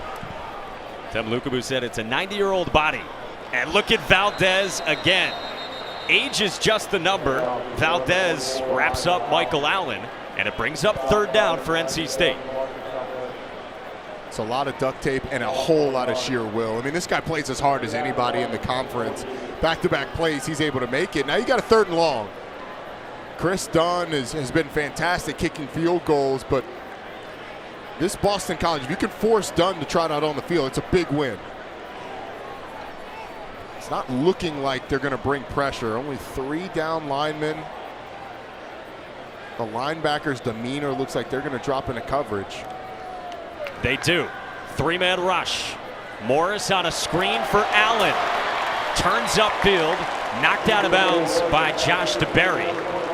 Allen takes it inside the 15 on a gain of 9, and now it's 4th down, and out comes the field goal unit. It's a nice call by Tim Beck, and one of those moments that puts your heart in your stomach. If you're Boston College, you drop 8, and you almost give up the first down on a screen, but you end up getting the stop. And so here's Dunn, 18 for 18 this year for the 5th-year senior, mid-season All-American. Dave Doran said this week in no uncertain terms, he's the best kicker in the country. Dunn from 30 yards remains perfect.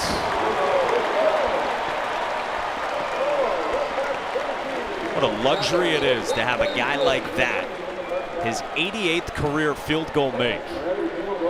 And look, he's not the only guy that's been perfect on the season in terms of field goals, but coming into today, he had attempted 4 more than the next closest player in the country that had 100% field goals, and that's Joshua Carty, the Stanford kicker. I mean, Chris Dunn has been as good as any kicker in the country, and I'm not one to get up and stump for kickers.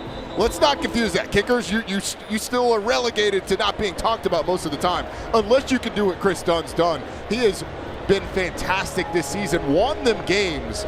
I absolutely think he should be the favorite to win the Groza Award.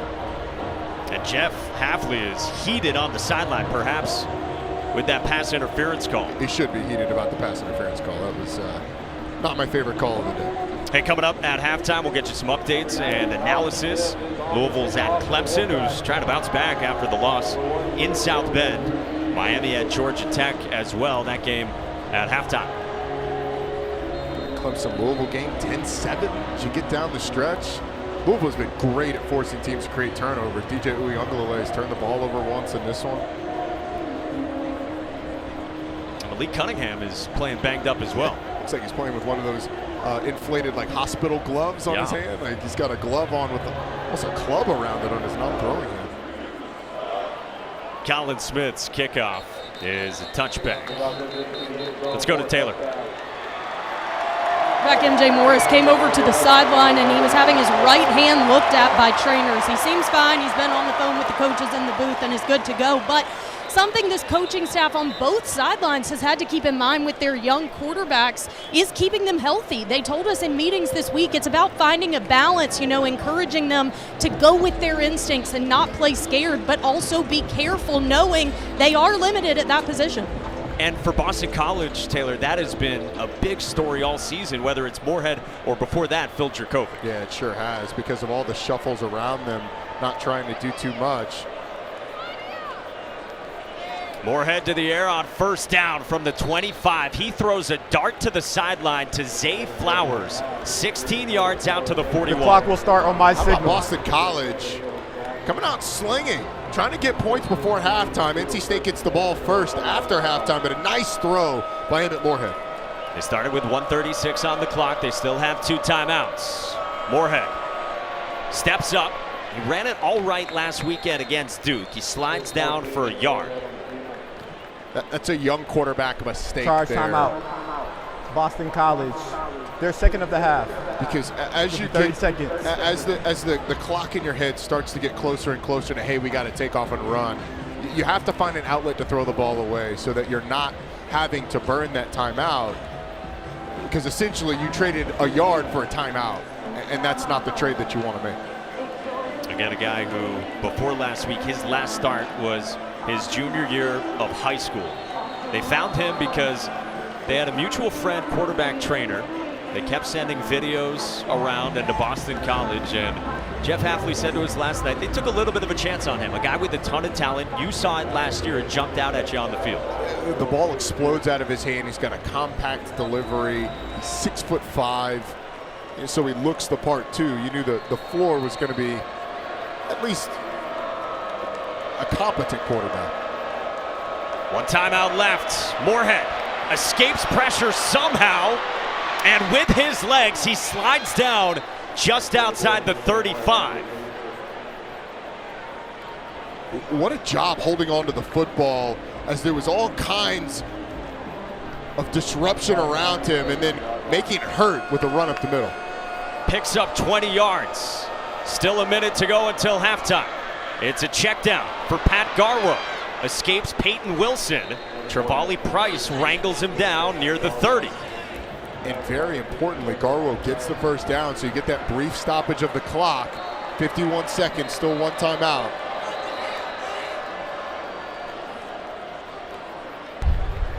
Charge timeout. NC State. Their second of the half. It will be 30 seconds. Please set the game clock to 51 seconds. 5-1. Back to that Emmett Moorhead run. Watch how he takes care of the football. Drake Thomas comes around and almost swipes it out. Thomas can't quite clip him on the heels. Please set the game clock to 51 seconds. He's able to get down. 5-1 on the game clock, please.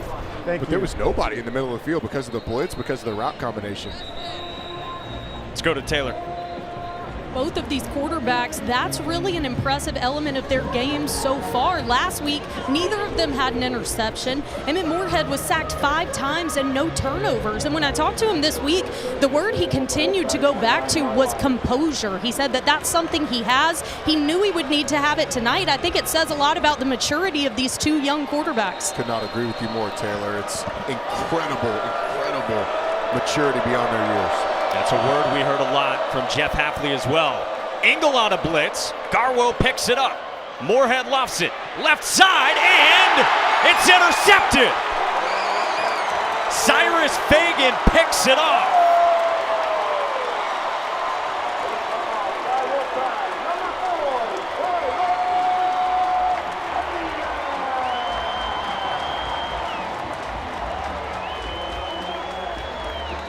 It's a great blitz pickup by BC in the backfield, and Emmett Moorhead just gets a little too greedy, doesn't check the safety, and then overthrows his receiver, and it's a pretty easy interception for Cyrus Fagan. Emmett Moorhead talked about the maturity, just got a little too greedy there, and does it without checking where that safety is, validating that what you saw pre-snap is still the case. Thought there was nobody over the top. It doesn't account for Cyrus Fagan.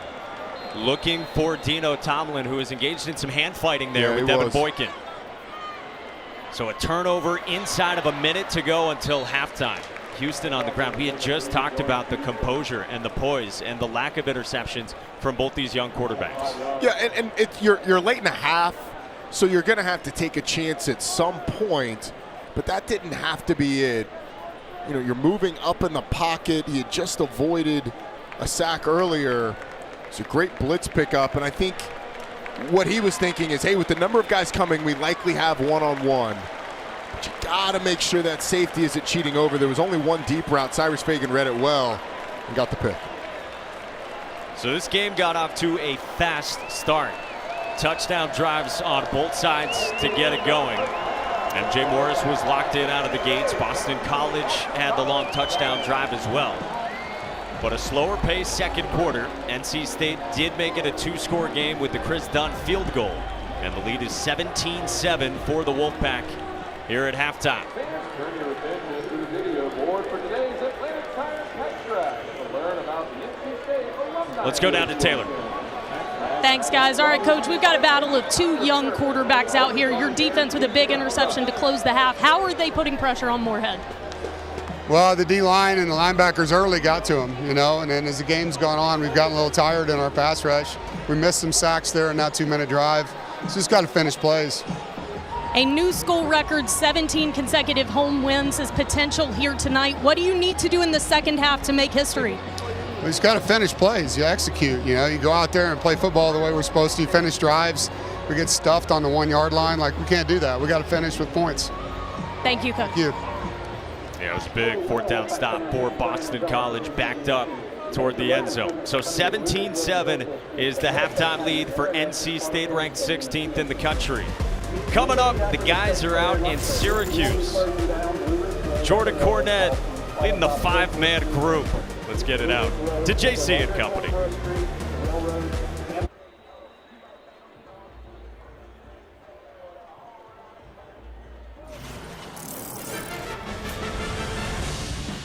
We welcome you back to ACC Network Football, getting ready for the start of the third quarter. 16th ranked NC State leads Boston College 17-7. Roddy Jones, Mike Monaco back with you upstairs. We'll check in with Taylor Davis in a moment. And it was a fast start, really on both sides, but especially for NC State, and then slowed down in that first half. Yeah, it did. I mean, after the first couple possessions, thought we were in for a shootout here at Carter Finley. But the defense has really settled in. For NC State, though, MJ Morris really got them going early. Hit a couple of big plays deep. Scored touchdowns in the first two possessions, and then it was only a field goal from there, but the young quarterbacks have done pretty well. Yeah, check out some of the highlights from that half. You would definitely talk about what MJ Morris did, those throws to Trent Penix and company, and yeah, things worked out pretty well out of the gates, but BC got the big fourth down stop, and they hang around. Chris Dunn the field goal right before halftime, and the Emmett Moorhead interception costly as well. Let's go down to Taylor. Jeff Hafley at halftime, he said, I really feel like we were driving and gaining momentum down there toward the end of the half. He said defensively we had some big stops. We were keeping MJ Morris off rhythm toward the end of the half. He said, of course, when you start a game and they're scoring on their first two drives, it's a little deflating. He said, I feel like we caught up with the speed and physicality. It just took a little longer than we wanted. Now, offensively, he does want to establish a run game. He said that's the best case scenario for Emmett Moorhead to settle in and get that pass game going off the run game. Yeah, Taylor, just 2 rush yards the entire first half for Boston College. There has not been a lot doing on the ground. Morris to throw on the rollout in the direction of Penix, incomplete. No Grant Gibson out there for NC State offensively to begin this second half, so it still is Dylan McMahon at center. Went down with an injury late in the first. Taken into the tent, and we have not seen him since. This offensive line, there's been such cohesion. Haven't had to rotate a bunch of guys in, but Grant Gibson, you just hate it for him on senior day. Multi-year captain and 6th-year senior. Houston on the ground. On second down, he picks up a few yards. Marcus Valdez, the tackle, back to Taylor. Grant Gibson injury. Unfortunately, I don't have an official word from the school. As of right now, they are still considering him questionable. But I did see him come out of the locker room during halftime with a teammate, was attempting to, push off out of the stance, do a little bit of jogging. Definitely seemed uncomfortable. I think that's why they still have him at questionable, but he's a fighter and he'll try. Encouraging even that he's testing. You're exactly right, because the way he got up and the way he was so emotional when he went down, you were concerned about the worst. And now NC State's kind of shooting itself in the foot here. Penalty. No first drive. It's still third down. So we told you a ton of penalties in that second quarter. Now NC State backs up from 3rd and 7 to 3rd and 12. And boy, if BC can come out of the gates and get a stop here, that'd be big. It would be huge. Not only for the confidence of this team, but they get pretty good field position out of this. So 3rd down and 12 from the 15 for Morris. Taking a shot up the seam and just out of the reach of Penix, who, boy, he is favoring that left arm still. Yeah, he really is. I mean, every opportunity we see him, he's doing it. But watch on the outside. I mean, Daryl Jones is open. So is Trent Penix. I can't fault the decision there at all. Just need a little bit better throw. But you saw Penix as he's reaching out. He's not reaching out with that left hand, with that left arm. It's only the right. That shoulder seems to really be bothering him. You know, MJ Morris came out of the gates last week in his first career start. He overthrew a few, maybe a little bit charged up in that first start, with an overthrow of Penix there in the first minute of this third quarter. Caden Noonkester gets it away. Another booming kick back toward the 35. And Jalen Gill lost the football. NC State pounces on it.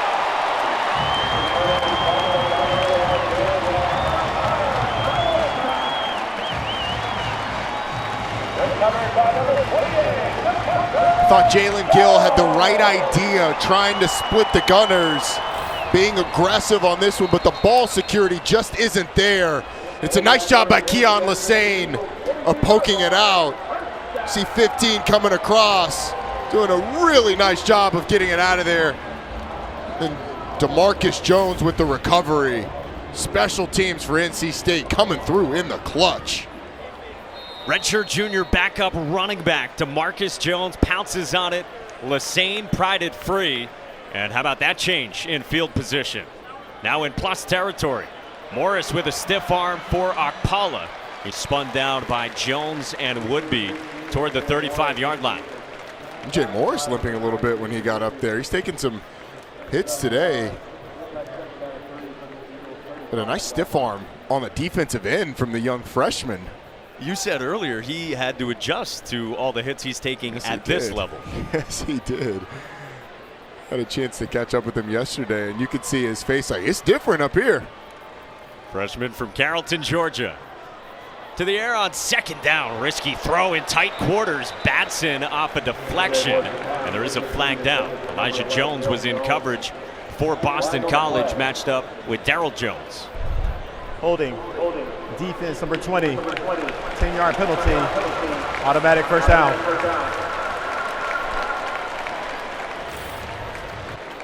Elijah Jones had contact early.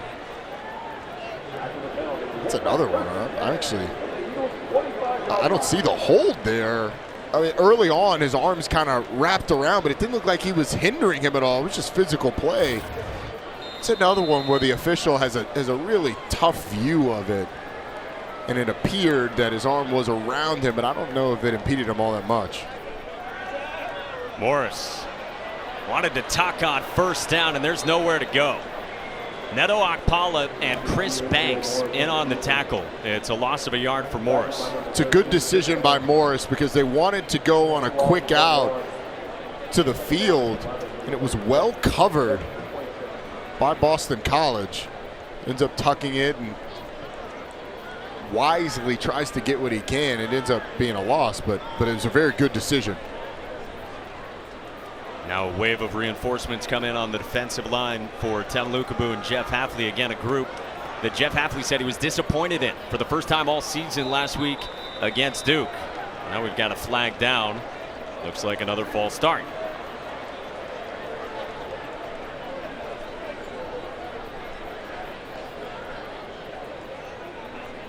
We've had 11 combined penalties, 7 for Boston College in this one. False start. Offense number 52. 5-yard penalty. It's still first down. That's the right tackle, Tim McKay. Third in the third quarter already. It's been sort of a sleepy game after those first few drives. A little bit of excitement at the end of the half with Boston College's drive down the field.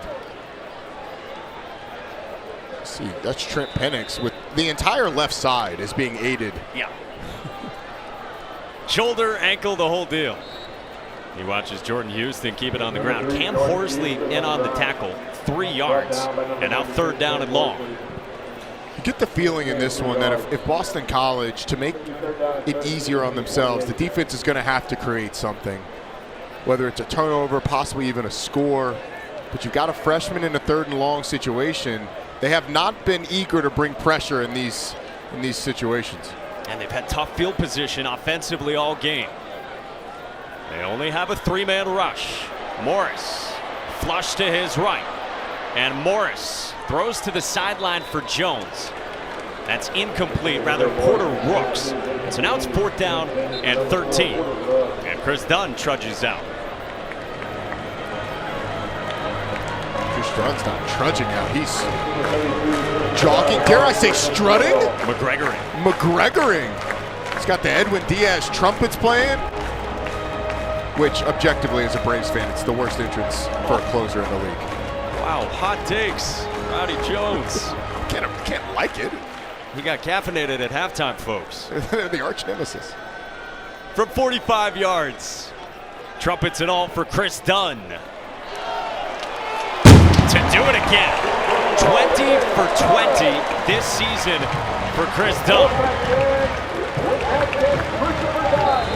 He's got the last 6 points in this game.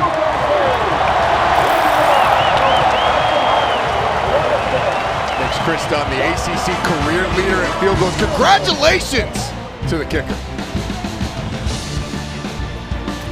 Coming up, 8 o'clock Eastern, right here on ACCN and the ESPN app. Primetime matchup. Number 23, Florida State, is at Syracuse. The Orange trying to bounce back with or without, we'll see, Garrett Schrader. They're going up against a guy who's had a wonderful season for the Noles. How about that? I mean, right now as it stands, that's the second team All-ACC quarterback right there, behind only Drake May. He has been fantastic this year. And he hasn't run as much as he has in the past. He's been doing it mostly with his arm. That Florida State offense is one of the absolute most fun to watch in the league. You love their skill guys. Love their skill guys. Well, they just have such a compliment at receiver. You know, Johnny Wilson's had big games. Michael Pittman's had big games. You see Malik McClain and Deuce Spann make plays, but the running backs, even without Trayshawn Ward, I mean, Trey Benson's been fantastic. Lawrence Toafili and his versatility. And there's nobody that manages multiple backs better in the country than Mike Norvell. Just look at what he did at Memphis. They're coming off a boat racing of Miami. 45-3 for Florida State last weekend in the rivalry game. Well, here in Raleigh, early on third quarter, Boston College has it, down by 13 after the history-making Chris Dunn field goal. Alex Broom on the ground, and Taylor told you the goal is to establish a running game. There's nothing there for Broom against Peyton Wilson. I want you to watch Isaiah Moore destroy this block. Isaiah Moore, right in the middle, number 1. That is block destruction. When you have a puller come around and you don't just take him on in the hole, you absolutely make him feel it, pay the price. The next snaps back, he goes right back into the running back. Love that from the middle linebacker. 232 pounds of a brick wall. On second down, a screen set up for Broom. And he navigates out shy of the 35-yard line. Tanner Engel in on the tackle and sets up 3rd and short. It's a good call by John McNulty going with the screen. The offensive line gets out in front. But now on a 3rd and 3 or less. Zay Flowers only had 5 touches in the first half. And if I'm Boston College, you're finding at least 7 or 8 in this second half for him. They've got him slotting right after 8 yards to Broom on the screen. BC 0 of 6 on 3rd down. Tough throw to the sideline, incomplete. Dino Tomlin was out of bounds. Tanner Engel in coverage. We'll see if there's another look at this. But right now, the punt team coming out for Boston College. That was as bang as it gets. He definitely secures it. Watch the feet. That left foot comes down first. That's a catch. That's a catch. Dino Tomlin, all he does is come down with the football. The ruling on the field of an incomplete pass is under further review. Dino Tomlin, the redshirt junior, yes, the son of Mike Tomlin. To our eye, we think a catch. We will check on the review when we come back to Raleigh. The call's been overturned back here in Raleigh, 3rd quarter. Dino Tomlin's got 7 catches now this season. They've all been tough, and this is a gem. It's perfection at the college level. You have to go up and get the football. The left foot comes down fraction of a second before the right hits out of bounds.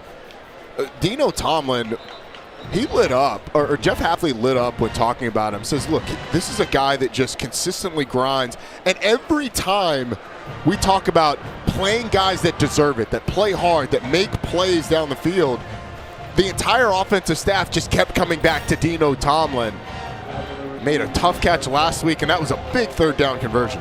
Yeah, he's that first name that kept popping up for Jeff Hafley and John McNulty, the offensive coordinator, on that side of the ball. When, look, in a 2-7 season, you want the guys that are going to bring it with the attitude and the effort, and Dino Tomlin has. First down on a third down, and now fresh chains for BC. And Alex Broom, making guys miss, takes it out for 9 yards toward midfield. Yeah, this NC State defense is so good that I know Jeff Hafley said he wanted to establish the run, and I think that's established the threat of the run, because this is going to be tough to run against this defense. But the key is going to be finding playmakers in space, Zay Flowers and Alex Broom in particular, and then guys like Dino Tomlin and Joe Griffin making plays down the field. Pat Garwo's got 3 carries for -5 yards, so it's been a lot of Broom here out of halftime. It's a slant for Flowers, another touch, matched up with Aiden White, and Zay Flowers with a first down to the 39-yard line. You know, little things on routes like that, the catch in close quarters, and then the ability to keep his balance through the first contact. Those are things that impress NFL scouts that aren't going to show up in the books. The ACC's leader in receiving yards. Quick throw, left side, and that's caught by Taji Johnson. Just his 6th career catch, matched up with Shaheem Battle for 4 yards. We talk about Zay Flowers at the next level. Jeff Hafley is stumping for him, and why not? I think he is going to be a fantastic pro. You know, the comparisons are often tough to pin down, but I think he could be used like a Deebo Samuel, where you move him around all over the place and maybe even put him in the backfield at times. Screen, right side, and nothing doing. Cyrus Fagan snuffs it out.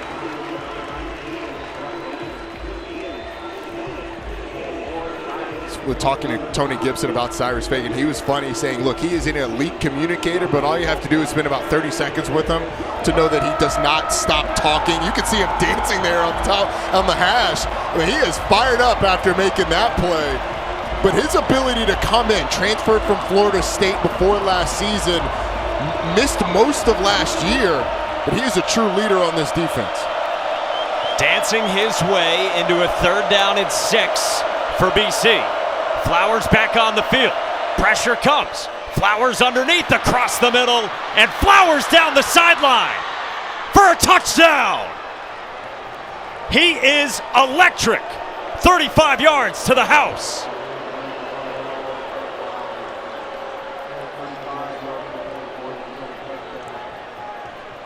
This is no slight to any player on NC State's team, but Boston College knew they had hope because they have the best player on the field. And Emmett Moorhead, with the pocket collapsing around him, you get it to Zay Flowers. The throw is good enough where he can make a play after the catch. You saw the speed, the elusiveness. Man, Zay Flowers is fun. Mel Kiper has him as the number 9 wide receiver in the country. With all due respect to Mel, boy, Zay Flowers is as good as it gets. Mel, there ain't 8 guys better than this. Just nice blocking up the sideline or down the field by Boston College as well. But there's times, Mike, this season where Boston College gets Zay Flowers the ball in open space, and especially in catch and run situations like that, where he's got a head of steam, and he's moving at a different speed than everybody else. The game is moving at a different speed for him than everybody else. It's like he's unlocked the matrix. Just his ability to accelerate, his ability to change directions, clocked at 22.5 miles an hour. He is as fun as there is to watch in this league. And I think as we get into the postseason draft hype stuff, he's going to run extremely well at the combine. His ball skills are on display. But stuff like that's what makes him special. Liam Connor's kickoff, taken out by Julian Gray. Out toward the 30. Let's go down to Taylor. Yeah, guys, I mean, obviously Zay Flowers has been noticed across the league, right? But he was actually noticed heavily by this NC State coaching staff. Dave Doran actually told us he was so high on this kid, he was going to let him play wherever he wanted, both sides of the ball, any way to get him here.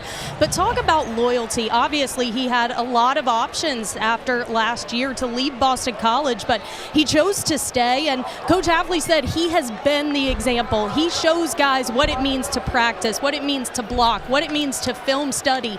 He is the standard. Zay Flowers turned down 6 figures to stay at Boston College. Through the grapevine and the back channels, there were teams offering a ton of money for him to go to their schools, and he has been rewarded this season by Boston College. MJ Morris kept it on the ground. He runs it out to the 37, picks up 7 yards. CJ Burton in on the tackle, a guy who's been banged up over the course of this season, hadn't played the last 4 games. One injury. And now Owen Stoudemire, the redshirt freshman defensive tackle, is down for BC. I mean, we're talking like $600,000. This is better than me. I would have turned it down. We'll be right back after this. Back in Raleigh at Carter Finley Stadium, it's a 6-point game between 2-win Boston College and the 16th ranked team in the country, NC State, which got a field goal earlier this quarter out of halftime after BC fumbled on the punt return with Jalen Gill. Got the ball at the 37-yard line for MJ Morris and company on 2nd down and short. Thayer Thomas has been fairly quiet. Looks like NC State's going to get man-to-man. They want to give MJ Morris something downfield. And 2 catches, 4 targets for Thayer Thomas, top receiver for the Pack. On the ground with Michael Allen. And he's got a first down. Vinny DePalma in on the tackle. Well, you talk about guys for the future as well. Michael Allen getting a ton of run. Demi Sumo Karngbe banged up. And Allen was their top recruit in our ESPN 300. Up the seam and incomplete. And Thayer Thomas draws a flag. It was Jason Maitre in coverage, and Morris was looking in just that direction, Rob. Yeah, and Maitre's moved to that nickel spot because of the injury to Amari Jackson. Defense number 3. Automatic first down at the spot of the foul. Amari Jackson out at the corner spot. Josh DeBerry has to bump out to that corner, so Maitre plays that nickel, and Thayer Thomas got him twisted up a little bit. He ended up grabbing. Normally the free safety for Boston College. 8th penalty for the Eagles. Cost them 9 yards out to the 49-yard line for NC State.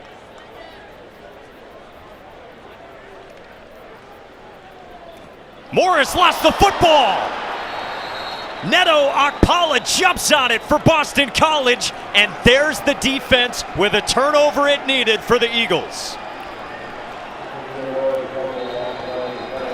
Ruling on the field as a fumble recovered by the defense. First down. The offense goes down and scores, gets a big play from Zay Flowers, and for the first time we've seen the freshman make the mistake. He pulls the football, and as he comes out, just doesn't secure it, and it bounces right to Okpala. Could not have asked for it more on a platter.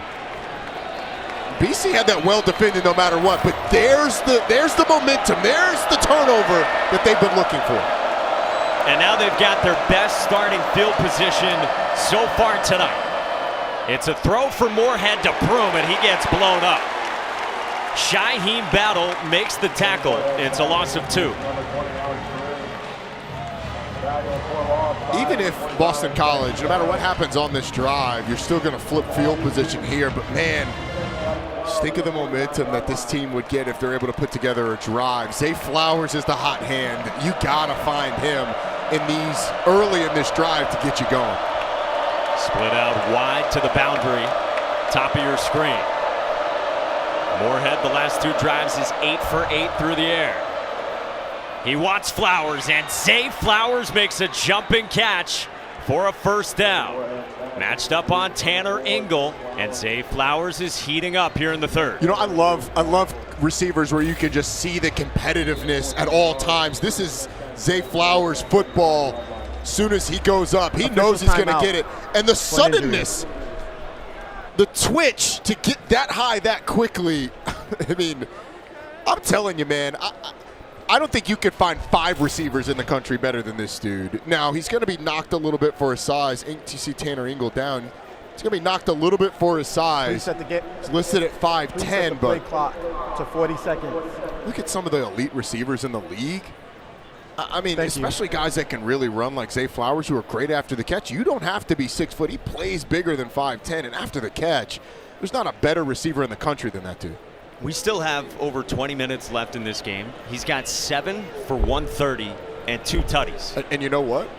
He hasn't touched the ball enough, in my opinion. Yeah. I mean, by the end of this game, if I'm John McNulty, I'd be shooting for 13, 14 receptions if you can get it to him, especially as you get down the stretch. You need your best player have the ball in his hands as much as possible because he is electric. They want 15 touches per game for him. They stated that in the offseason. They got him that grab, his 7th catch of the game. But again, Tanner Engel is down here for NC State. And remember, the Wolfpack secondary is already without Tyler Baker-Williams, who's got a foot injury that keeps him off the field on senior day. And now Engel, the free safety, hobbles off. Hope that it's just some cramping. He was grabbing anything, trying to stretch it out. But you're right, start to get a little thin in that secondary in terms of guys who have played significant minutes. Jakeem Harris is going to come in and play that spot that Tanner Engel just vacated. Tony Gibson says Jakeem Harris 6 and red. He's their do-it-all back there. He's played free safety, strong safety, and nickel this year. He's facing a very hot Emmett Moorhead through the air. On first down, pressure on Moorhead, hit as he threw, and a flag down, ruled incomplete. Holding, offense number 53, 10-yard penalty, repeat first down. It's on the right guard, Dwayne Alec. They were so excited about this offensive line playing together for the first time this season. This offensive line, 2nd consecutive game that all the guys started. You could see Devin Van just kind of ran over Alec, who grabbed him on the way down. Got 8 different starting O-line combinations in 10 games this season. So BC backs up to the 45 on 1st and 20. Thomas runs free again, and the pass too hot to handle for Alex Broom. I mean, coming into this year, they thought, they absolutely did. And coming into this year, I mean, they thought the line was going to look a lot different. They knew they were going to have departures. Tyler Vrabel elected not to come back, and so all these studs from last year not there, but then all the injury issues this year. Yeah, you were supposed to have Christian Mahogany back, but in the preseason he tears an ACL. And then there's been, of the guys that were supposed to fill those roles, Kevin Klein out for the year, Christian Mahogany, Finn Durstein out as well. They just had a ton of injuries. Moorhead down the middle, complete to Gill. To the 30-yard line, 16 yards through the air. It was Harrison coverage. One thing I think Emmett Moorhead has done really well is he has found soft spots in zones and thrown the ball well.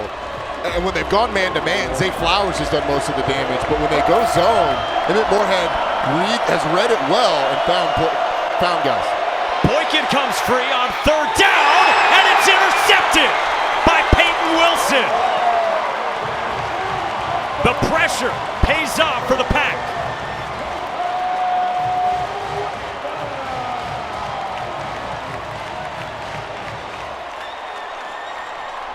We've not seen the freshman moment a lot in this game from these 2 young quarterbacks, but this is just a poor decision by Emmett Moorhead. He's getting tackled. He sees Alex Broom out of the corner of his eye and just slings it. The ruling on the field of an interception is under further review.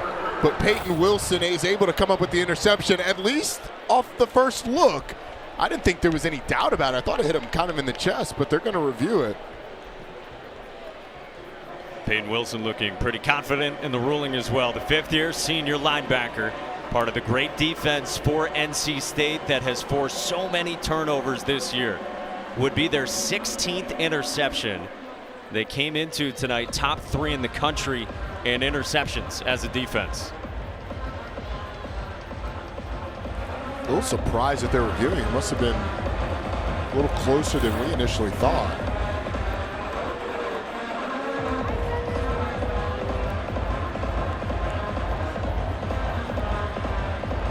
Well, off of that, I'm not sure how you can overturn it. You have to have indisputable video evidence called an interception on the field. And it does look like there's a bobble there, but I don't know that the ball ever gets to the ground. I'm with you.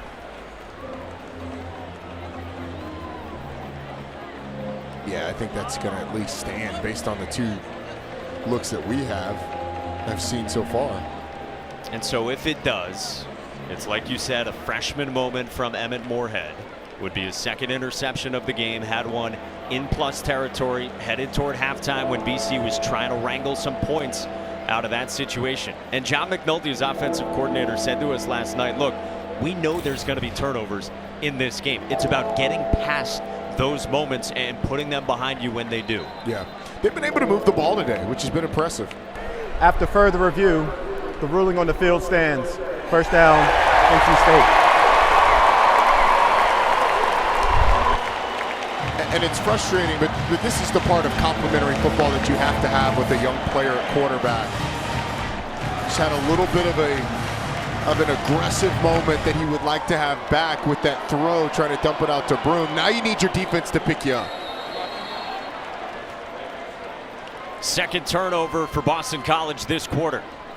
Marcus Valdez brings down Jordan Houston on the ground for 3 yards on first down. So how does MJ Morris respond after his fumble earlier this quarter as well? Conservative play call to begin from Tim Beck. It had some success in the first half with that play. Hitting Boston College up the middle, didn't have it there, but I like them going back to it. Houston on the ground again. Breaks free. And Jordan Houston's got a first down. 11 yards. Even without Grant Gibson in the middle, this offensive line so experienced, creating a hole for Jordan Houston. On first down from the 39. Morris into a tight window. Incomplete. He wanted Porter Rooks. That was one of those that makes you hold your breath. If it's a perfect throw, then he probably completes it, and it's beautiful. But when that ball goes up in the air, everyone's just hoping that it finds the grass and not a defender in white. Guy who was very accurate when they were platooning between Morris and Jack Chambers, and that's what gave Morris the nod the rest of the way in that win a couple of weeks ago over Virginia Tech. Houston out of the backfield lost his footing in front of Cam Arnold. And so it's just 2 yards, and now it's 3rd down and long for this NC State offense. It's unfortunate for NC State. That it should have been at least 3rd and short, maybe even a first down if Jordan Houston keeps his feet.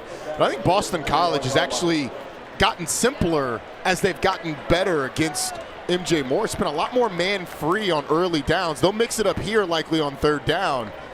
See how much pressure they decide to bring. NC State subbing, so they're going to hold for Boston College, allow them to. Showing some pressure off both edges. They bring 4. Morris stands in and finds there Thomas. It's a first down to the always reliable 6th-year senior. He's one-on-one with Josh DeBerry, and you say a tight end's a quarterback's best friend, but the 6th-year senior is the freshman's best friend. It's like his little security blanket. Well, I guess it'd be an old, tattered security blanket. I'm not saying Thayer Thomas is tattered, but if you're talking blankets, 6 years is a long time. It's been through some battles on the couch. Michael Allen on the ground on first down with a good gain. Takes it toward the 40 with 8 yards there. You think about Thayer Thomas and Drake Thomas on their senior day and what they have been through together through these years, and the player Thayer Thomas has become for the Wolfpack. Allen brought down. Kalenge and Chibuzi Onwuka in on the tackle. And now another 3rd down for the Wolfpack. Last third down, they brought a little bit of pressure. It was well picked up by NC State. We've seen NC State go a couple different directions on these third and mediums, though. We've seen them go option a couple of times. They've rolled MJ Morris out. And if I'm Boston College, I'm going back to that man-free look. Just challenge NC State's receivers to get open against man coverage, and then you can play some games up front. Porter Rooks in motion pre-snap. On third down, screen, and read well by Elijah Jones. No gain, Jones in on the tackle, and now it's fourth down. And here comes the punt unit for NC State. They anticipated pressure and they got it. It's a really nice individual effort by Elijah Jones, tracing the steps of the receiver and blowing up the tunnel screen. This has got the feel of one of those games, Mike, where it's going to come down to something, either a special teams play, maybe a pick six. It's one of those games that's played on the margins. So the smallest of mistakes could cost you. And mistakes here. You know, when these refs False throw start. flags, they throw them in Offense number bunches 34. together. 5-yard penalty. It's still fourth down. They're synchronized, baby. They're like in unison. You know, they got ESP. Maybe they got ESPN. Throwing flags at the same time. It'll back up Caden Newcastle 5 yards. Actually doesn't hurt NC State very much. Kind of gives them a little more breathing room. Again, Newcastle stepped in last week against Wake Forest for Shane McDonough, who's got a thigh bruise, but they've been pretty high on Newcastle anyway. Handles a low snap, puts the nose down. And Newcastle will pin Boston College inside the 10. Down to Taylor. Guys, another thing that Jeff Hafley mentioned to me at halftime was that he spoke with Emmett Moorhead about the different looks that this NC State defense is giving him. He said, look, they are bringing a lot of people at him, and he's having to make decisions on the fly. And he said, I don't think we can overstate the fact that for both of these quarterbacks, every single snap is a learning curve for them. But defensive coordinator Tony Gibson told us that that was going to be NC State's game plan. He said, look, he made some throws last week, but we are going to make him work for it. He is not going to have the same access against this NC State defense, and I think after that interception, the coaches reiterated that point to Emmett. Yeah, you're right, Taylor. He was under pressure when he threw it. On the ground, headed toward the end of this third quarter. Isaiah Moore makes the tackle on Pat Garwo for a loss of 1. You know, Mike, to Taylor's point, last week against Duke, in terms of what a quarterback sees, it was like being in algebra. Like, you kind of know, yeah, it's difficult to decipher it sometimes, but eventually you can solve for why. Well, this is like calculus, where you're having sine, tangent, cos, like all of the things on the TI-89 you're getting from NC State. Not only are you getting pressure, but you got to figure out, all right, where is it coming from? Who's that guy? Am I throwing hot off him? And Emmett Moorhead seeing a lot of different stuff. Of the third quarter. Spoken like a sharp mathematical mind who went to an engineering school. Held the TI-89 a lot. That's it. Rowdy Jones, folks. We go to the fourth. Chris Dunn has been automatic. Cyrus Fagan dancing, but Zay Flowers electric. 6-point game to the fourth after this. 8 targets plus a carry for Zay Flowers, and it still might not be enough. He's the best offensive player in the league. I mean, when he gets the ball in his hands, he's incredibly explosive. He's been competitive with the ball in the air. They can't cover him in man-to-man coverage. And Tony Gibson knew that was going to be a challenge coming in. The key has been getting to Emmett Moorhead, which they've done consistently. We start the fourth quarter with Boston College backed up and incomplete on second down. Isaiah Moore dropped the shoulder on George Takis, and it's 3rd and long. Talked about passing the calculus test. Well, he's going to have to find the derivative of this defense on 3rd down. Is NC State going to bring pressure? They're going to drop 8. And what they've had a lot of success with, Mike, is actually not bringing more than 4 or 5, but the twists and the stunts up front have challenged this offensive line. So can they sort all of that out and give Emmett Moorhead time? Just 4. Still pressure, and Moorhead finds Gill for a first down across the middle. Gill beats Tanner Engel for 14 yards. you've seen the mistakes from the freshman. This is a glimpse of how special he can be. He can't step into this throw. He's got nowhere to step. He's got to throw from his base and just sling it with his arm. And he puts it on the mark in tight coverage. I mean, that's special stuff right there. Pure arm strength, what is it? Pure arm strength and core strength to be able to still put enough behind that throw. He moved the chains for the Eagles, and now Moorhead out of the reach of Zay Flowers on a screen as they try to force feed their best player. Down to Taylor. Impressive about that third down conversion. NC State is a top 20 third down defense. It's something they hang their hat on. But in addition to that, they are currently in the end zone where the student section is. And during that fourth quarter break, the red light show and the music, this crowd got hyped up right before just a clutch throw. Yeah, it was, Taylor. And Boston College has struggled on third downs, particularly in conference play. That was big time. Second worst converting third downs in the ACC. They did there. Now on second down. Moorhead goes down. Look who it is again, Drake Thomas in the backfield. Man, Moorhead's got to have that sense to throw the ball away and mitigate the negative play. But once again, the pass rush by Drake Thomas, look at the move. He tries to rip underneath, spin move to throw him off. Zay Flowers open down the field, as was Pat Garwo underneath, but with Moorhead having to move up in the pocket and then get around, wasn't able to find him. Fourth sack for NC State. Thomas beating Jack Conley there. Playcock's running down. Got it off in time. Moorhead under heat from Thomas again. And he's ushered out of bounds by Peyton Wilson. And Boston College has to punt the first 90-plus seconds of this fourth quarter. You know, if you're NC State, it doesn't matter what the offense does the rest of the game. This defense is where this team hangs its hat. And you've got to be feeling like, hey, we should win this game no matter what at this point. Lead in the fourth quarter. And we were talking about Edwin Diaz earlier. I mean, this defense is like a great closer. If you've got a lead late, you should be able to finish it, and that's exactly why. The ability to create negative plays and pressure. It forced Danny Longman back onto the field from right by his own end zone. There, Thomas signals for the fair catch, and NC State will have great field position once again. They've got the great D. Now what can the offense do after this? Second career start for the true freshman, the 19-year-old MJ Morris. Hasn't lit it up quite as much as he did in the previous two games, but in the first half, he was excellent. That throw to Trip Penix was big time, and he showed the ability with his legs as well. Penix out front, he's able to dive into the end zone or get into the end zone.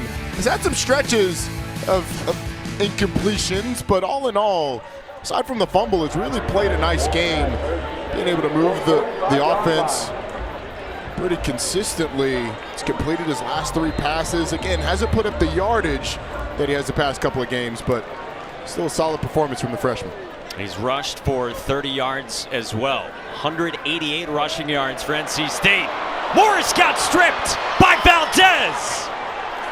And BC pounces on the football. Ruling on the field if they fumble, recovered by the defense. First down. Vinny DePalma comes up with it. And the second turnover committed by MJ Morris this half. Well, this one's created by the pressure of Marcus Valdez, and it's not really on the freshman. I mean, that's coming from your blind side. He sees a play down the field, and he's just trying to throw it, but clearly out. And Boston College, how about this defense? The pass rush by the captain, Marcus Valdez. And now this offense, you gotta feel like points have to come on this one. Great field position once again. There's so much talk around BC about the future and the youngsters. It's a sixth-year senior who pops it out, a fifth-year senior who recovers it. Yeah. Now short field for Emmett Moorhead, starting at the plus 40. A screen to Dino Tomlin, who probes for about 7 yards. Tanner Engel in on the tackle with Shaheem Battle. I love that. You get an off defensive back Two receivers out wide, you're getting pressure off the edge. Just toss it out and get some positives on a first down. We've seen Boston College on previous drives try and run it on first down to no avail, so you're setting up a 2nd and 10. Now you've got a 2nd and 2. Much different feeling. And when you can't rush it, that's sort of an extension of the running game. You're exactly right. It's a great position to take a shot to Zay Flowers if you want it to. Screen right side, and Tomlin the rare drop. Incomplete. Brings up 3rd down and 2. They had it again. Well set up. And if you're Boston College, they don't get these situations often. The great field position, the 3rd and short. I think it's 4 down territory. You got to go for it. So you're going to Zay Flowers once, if not twice here on this one. The question is, do you want to try and push it down the field when you have a situation you'll get a 4th and short? Flowers is slot right, top of your screen. Devin Boykin matched up on him, and pre-snap movement on the right side of the BC offensive line. Start. Offense number 63. 5-yard penalty. It's still 3rd down. Yeah, it should be 53, Dwayne Alec, and that is costly. Yeah, it's, unbelievably costly. And Dave Doran has implored this fan base over and over to show up and show out. I've played in Carter Finley, and it is as loud as any place in the conference when you have people here. It's not entirely full, but when they get excited, it can really throw off a young offense. And they are right on top of you. Yep. Tight sidelines, the right structure to keep all of the sound in that bowl. 10th penalty on Boston College tonight. 3rd down and 7 now. Moorhead, incomplete. Intended for Taji Johnson without any separation against Battle, and even with the penalty, still 4 down territory. I don't think you go for it here. You'd be giving NC State great field position. Your defense has played pretty well. You've only given up the 3 points in the second half. What's your level of faith that the offense gets it? They haven't been great on 3rd and any distance, but it does look like they're going to go for it. Zay Flowers, bottom of your screen. Shaheem Battle's on him. Jalen Gill not on the field. On 4th down, pressure comes. Moorhead, a deep shot for Flowers, incomplete. Shaheem Battle in coverage, up to the task against Flowers, and a turnover on downs. Zay Flowers wins on the route, and it's tight coverage. You're going to need almost a perfect pass, but if you keep it in bounds and give Zay Flowers a chance, I like your chances, and if you push it up the field and keep it in bounds, you probably score a touchdown because Zay Flowers had Shaheem Battle beat. But now it's going to be on this defense again. I don't entirely blame Jeff Hafley for going for it there, but I think the field position game, you want to give this opportunity, give your offense as many opportunities of good field position as you can. Big stop by NC State on defense, though, after the turnover. You said all the trust you can have in that NC State defense. They prove it again. Pressure on Morris. And Valdez drags him down. Marcus Valdez playing like a man possessed here tonight for Boston College. MJ Morris is a little slow to get up there, but watch Marcus Valdez, right side of your screen. Wins on the pass rush and just the pursuit. And the thing that has stood out about Marcus Valdez his entire career is the fact that he plays with an incredible motor. Saw Donovan Ezeraku in the backfield as well, who's been fantastic on that defensive line, but Marcus Valdez gets the sack. His 2nd straight play with a sack after the strip sack earlier. Morris on a draw, and this time it's Ezeraku who gets to him. So a defensive line that was all sorts of disappointed in itself last week, they have stepped up tonight. Watch number 6 on the left side. Just absolute crossover move. It was a nice job beating the offensive tackle underneath. What a great job against Timothy McKay, who's actually played a lot better over the course of the year. Had some struggles at the beginning. Sets it up outside, and then a little bit Karate Kid there at the end. From the always energetic Donovan Ezeraku. 3rd down and 22. The screen is safe and incomplete. Bryce Steele came crashing in on Jordan Houston. 4th down for NC State. Safe call there from Tim Beck. And that ball's thrown in the backfield. The receiver's behind the line of scrimmage, so there's no pass interference when you get tackled before the ball's coming. But, I mean, these defenses have come to play in the second half. Only seen 10 points. We saw 21 in the first 3 drives. BC has limited NC State to just 3 points since halftime in about 20 minutes of game action.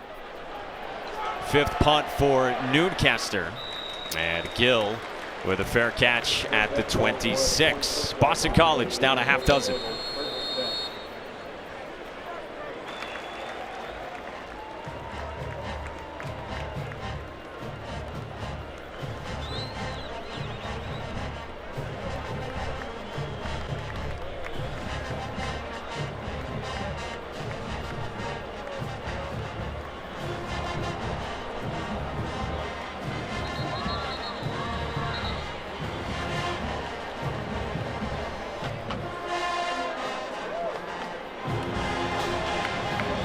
All right, Jordan, so from Death Valley to Carter Finley, boy, we've got a good one here between Boston College, just 2-7 this season, and NC State, ranked 16th in the country, 7-2, but unable to find some offensive continuity this half. And so BC's got the football down by 6 with 10 minutes to go, Roddy Jones. And the freshman, Emmett Moorhead, has had moments where he's looked fantastic, thrown a couple of interceptions, but their inability to run the football has made it pretty one-dimensional. This is just their 5th run this half, and Peyton Wilson is right there against Alex Broom. You know, you'd love to sort of figure out a situation where you can pop one of these runs. First down's always tough because it's an obvious run scenario. But as you get to like 2nd, 3rd and long, we've seen teams have a lot of success slipping a run in there, try and get it going. It's almost playing backwards where you throw it early and then run it late. Well, they're running it early. They do pop one, at least by their standards this half. -8 rushing yards before that carry from Broom. And it makes it 3rd down and manageable. Cyrus Fagan in on the tackle on a gain of 7. It's not often you're well into the 4th quarter and talking about being underwater in terms of rush yards. But it does set up a 3rd and much more manageable. Moorhead has managed the pressure. He's been hit a lot tonight. The toughness that the young guy has shown has been impressive. He's going to need it here. Jalen Gill is on the field here, split out wide to the left. Zay Flowers slot right. The pack brings pressure. Moorhead stands in. Down the sideline, incomplete. Shaheem Battle again in coverage, this time on Jalen Gill. It's felt like in this game, if you get one-on-one coverage, Emmett Moorhead is electing to go down the field on these fade balls. That plays right into the hands of NC State. They've got some of the biggest group of corners in the entire conference. Shaheem Battle, 6'2". Those jump balls, NC State will live with those all day long. And against the blitz on 3rd downs, John McNulty said those were going to be there for the taking, some deep shots. And you're going to have to complete some of them at some point. I would actually like, if you get those man-to-man coverages, whatever Zay Flowers is running, just make it quick and go to him. Doesn't get the target there on 3rd down, so Danny Longman punts inside the 30, and a fair catch from Thayer Thomas. 8:34 to go. NC State by 6 on BC.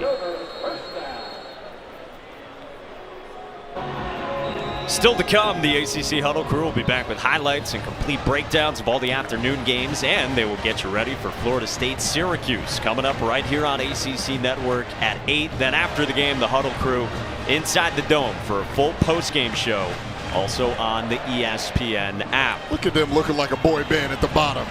I mean, EJ in the front, of course, he's the quarterback. Eddie Royal coming in. I think he'd actually be the bass, you know, of the boy band. I'm with you. Yeah, and then Coach Rick would be the one that brings down the house at the end. We teased 5 wide, and then it was 3 guys at halftime. Exactly, I know. You got to manage the Some reps. combination, yeah, they all got to get their touches. 8.5 to go in the 4th quarter. NC State leads by 6 with the football. They keep it on the ground with Michael Allen. Owen Stoudemire, healthy, and on the tackle on a gain of 2. NC State 36 yards of total offense since halftime. You were asking the question, where do you go for offense if you're NC State? And to be honest, I don't really know. And it seems like they don't either. Thayer Thomas has been the guy that's been the most consistent, but Trent Penix has been banged up. He had a lot of big plays in the pass game in the first half. Morris to throw. Right side with some zip, incomplete. And a flag. I don't like this call. Elijah Jones cannot believe it. He was matched up against Darryl Jones, and let's see, this might be going on the offense. Okay. This might be going against Darryl Jones. I'm not entirely sure I like that either, but I like it better than defensive pass interference. I thought it's been, as you mentioned, you alluded to, it's been a tough day for Elijah Jones in terms of penalties. Some of those kind of iffy. But they're trying to communicate to Jeff Halfley. BC doesn't even realize that it's on the offense, so we got like 4 signals to the sideline. Pass interference. Offense, number 11. The penalty is enforced, half the distance to the goal. Repeat, second down. Said you might not like it, but it's certainly better than on Elijah Jones. Well, I certainly did not think it was defensive. Yep. And I'm not exactly sure when the offensive would have come either. So, at the top of the route, you may have gotten a little bit of a shove from Darryl Jones, but that happens on every route. I mean, so I don't know. I don't love the flag coming out on either one, especially from what we saw. But it definitely was not defensive. So now you're backed up to the 15, and Morris sails it for Darryl Jones. Vinny DePalma was there in coverage, so 3rd down and 22. It's just been offensive frustration on both sides in the second half. These freshman quarterbacks have had to make throws into tight windows pretty consistently during this game, and because of the tight man-to-man defense that both defenses have played at times, because of the pressure that especially NC State's brought, it's kind of thrown the rhythm off here. With Leary sidelined, of course. Second career start for MJ Morris. Conservative with a quarterback draw. And Morris takes a late hit from Cole Batson. It's a flag, and Tam Lukabu is furious. Cole Batson takes a costly penalty for BC.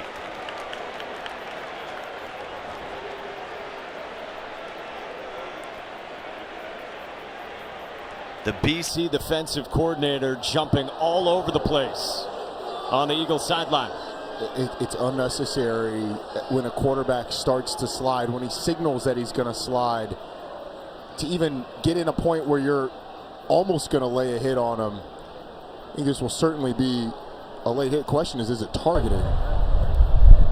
After the play, personal foul, late hit with targeting.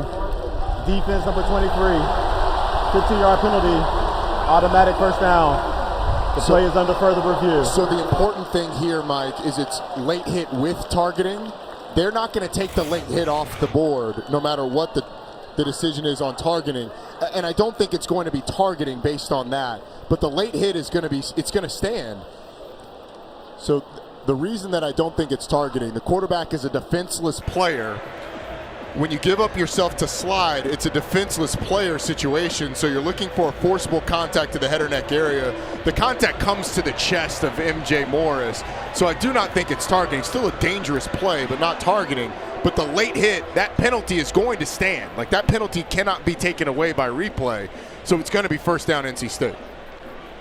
And so on a 3rd and 22, they are willing to punt the football, and BC with what would be its 11th penalty of this game. It is its 11th penalty of this game, and that is a costly one from a very young player. And what you want in that situation, I think Cole Batson has a very bright future ahead of him. But what you want to do in that situation, as he starts to go down, you pull off, and you just guide him down to the ground. You just make sure that the quarterback has a nice soft landing, maybe even pull out a pillow for his little bottom as it hits the ground. But you just make sure that the quarterback goes down and you don't even get in the situation where you're tempted to make contact. Cole Batson commits, and it's going to be first down NC State. Although I stand by what I said before. Like, I still think the targeting is going to be wiped off.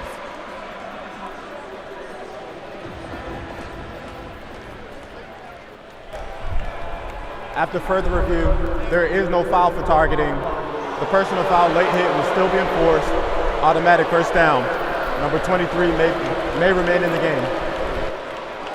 And it's kind of as we thought, Mike. But the other part to this, there's a coaching point for MJ Morris in this too, because even though you get the penalty for the first down, you don't want to have your quarterback sliding that late, because you may get a penalty out of it, but you also may be knocked out of the game because of a late slide. So you want to signal that earlier, get down earlier. Works out for NC State there, but you want to tell your quarterback to protect himself by sliding earlier.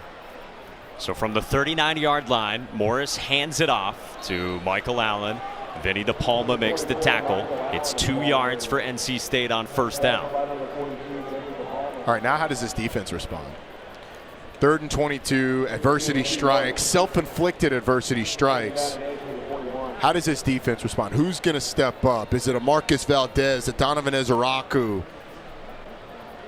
You don't want to try and do too much, but you do want to get the ball back and have that feeling getting off the field. Big day for Valdez. Ezeraku's been their best pass rusher all season. Working on McKay. Valdez trying to get through. Flag down. Ezeraku wraps up Morris. Looked like on the left side of the offensive line with Valdez pass rushing against Bryson Spees. Feels like there's one of these every week where you just get a million flags. This will be our 19th penalty, if it is indeed called. Although we got 2 flags on this one, so. Well, that's been a given on every time there has been. Yeah, the synchronicity of this crew. There are fouls by each team. Of course there are. Holding, offense number 56. Holding, defense number 20. The foul's offset. Repeat second down. So Spees, the left tackle, and Elijah Jones, who's been squarely in the middle of all of it all evening. Elijah Jones it's got to feel like the refs are picking on him. I'm not saying that they are, but it's got to feel like that a little bit. A corner, you've heard your number called a lot by the official. He told us earlier this year, I'm a bigger corner, I like to press, I play pretty physically. Low snap on second down. Morris with time to throw. Downfield, and it's intercepted. And guess who? Elijah Jones, who's been tested all night, comes up with the pick for Boston College.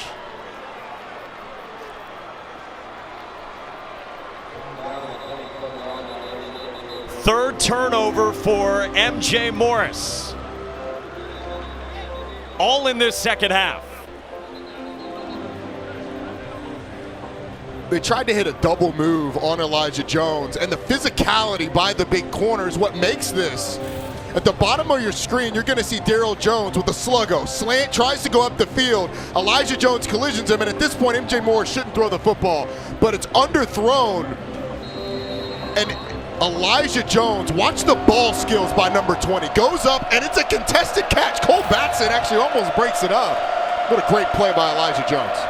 This Eagles defense has had answers all night, and then George Takis makes a tough catch across the middle for 4 yards with 6.5 to go, and the Eagles trailing by 6 here in the 4th. All right, so if you're Boston College, you can count on 2 more possessions, but that's about it. Including this one. Including this one. And that's if you get a stop, obviously, on defense. But with the way the game is going, not a lot of possessions left in this one. You're going to have to start to make the most of it. A screen on second down, and Garwo wrapped up from behind by Drake Thomas. Makes the sure-handed tackle. It's 3rd down and a couple. And if Drake Thomas doesn't get that, I mean, Garwo is going to go for probably another 15, 20. Tanner Ingle was the next closest defender. Once again, Drake Thomas, Johnny on the spot to force a 3rd and short. If you're just joining us, Boston College, the worst rushing offense in the country this season. They've got -1 rushing yards in this game. So, yeah, it's 3rd and 2, but you like Zay Flowers. Yeah, and he's going to be singled up to the bottom. It's like one-on-one with Shaheem Battle. He's had a good night for NC State. Pressure comes on Moorhead, and a whistle. It looks like a false start against the Eagles again on a 3rd down and 2, just like earlier. Yeah. Prior to the snap, false start. Offense number 67, 5-yard penalty. repeat third down. And Mike, you had exactly the look that you wanted in that situation. It was one-on-one coverage with Zay Flowers to the bottom. The safety was all the way on the far hash. And Shaheem Battle was pressed up. And by the time the ball was blown dead, Zay Flowers had 2 steps on Shaheem Battle. 2 huge false starts ahead of third downs this half for BC, with a dozen penalties here tonight. Watch a shallow cross with Zay Flowers coming across the field. Starts in the slot against Boykin. Moorhead stays alive. Flush to his right. Throws toward the sideline and incomplete. Jeff Hafley wanted a penalty. Aiden White in coverage against Jalen Gill, and it's 4th down and 7. Jeff Hafley is incensed that they didn't get a call there. He's chasing down the side judge.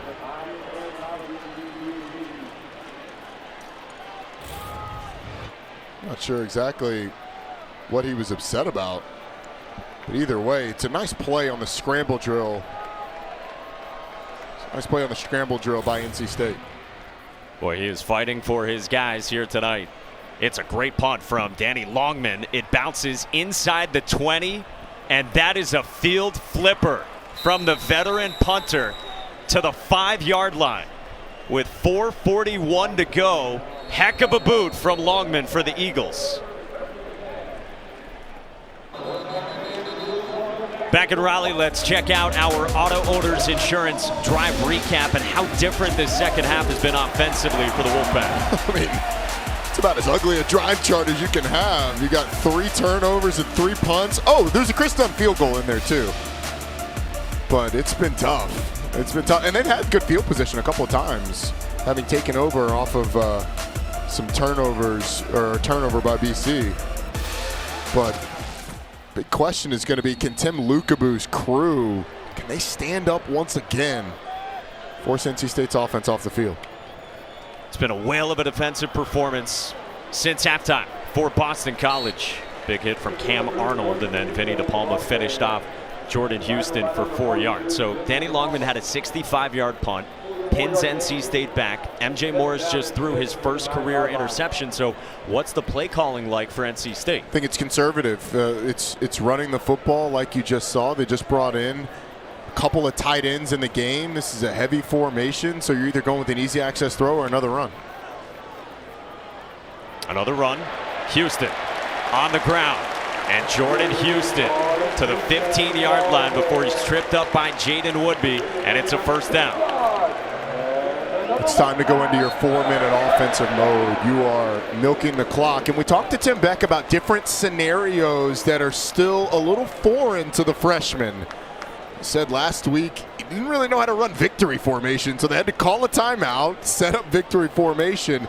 Now the message is going to be, do not snap the ball with more than 10 seconds left on the play clock. Right at 10, they give it to Houston. A few yards there. Cam Arnold the tackle, so we tick toward 3.5 to go. And you think about 2 weeks ago, here for NC State against Virginia Tech. Final 5:35, they salted the game away, keeping it on the ground. Yeah, they absolutely did. So you're slow getting the play calls in to slow your freshman quarterback down. And then it's up to him once you get up to the line of scrimmage. You make your checks, you make sure everything's good to go. You snap the ball somewhere around that 6-second mark if you can. Certainly less than 10 on the play clock. As it is here, Houston is stopped. Cam Horsley makes the tackle for Boston College. If you are the Eagles, can you absolutely sell out to stop the run? Charge timeout. Boston College, their first of the half. As they take their It'll first be 30 timeout. seconds. Interesting BC calls a timeout there. Reset the game clock to 2 minutes. Might have 58 saved that one, seconds. but either way, to your question, selling out to stop the run. I mean, Thank you. NC State has not been a big threat down the field. They've thrown the ball 22 times. You got 137 yards. Your corners you really trust.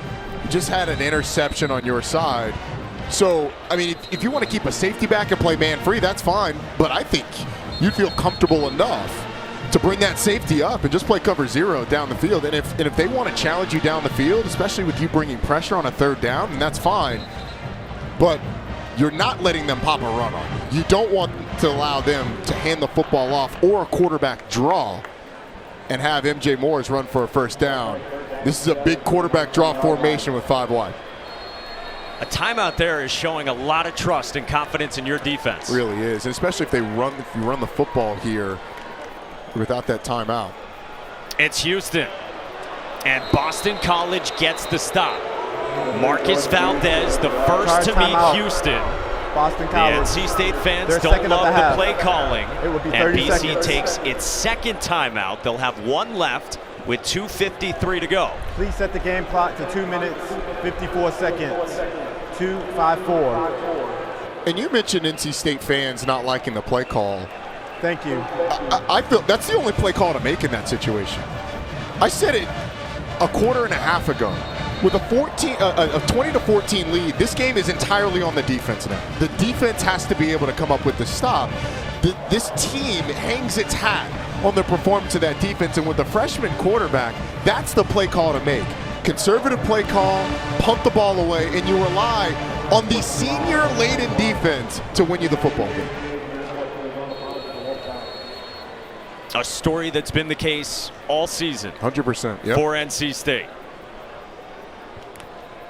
Caden Noonkester to punt. Jalen Gill has already fumbled on one punt return earlier.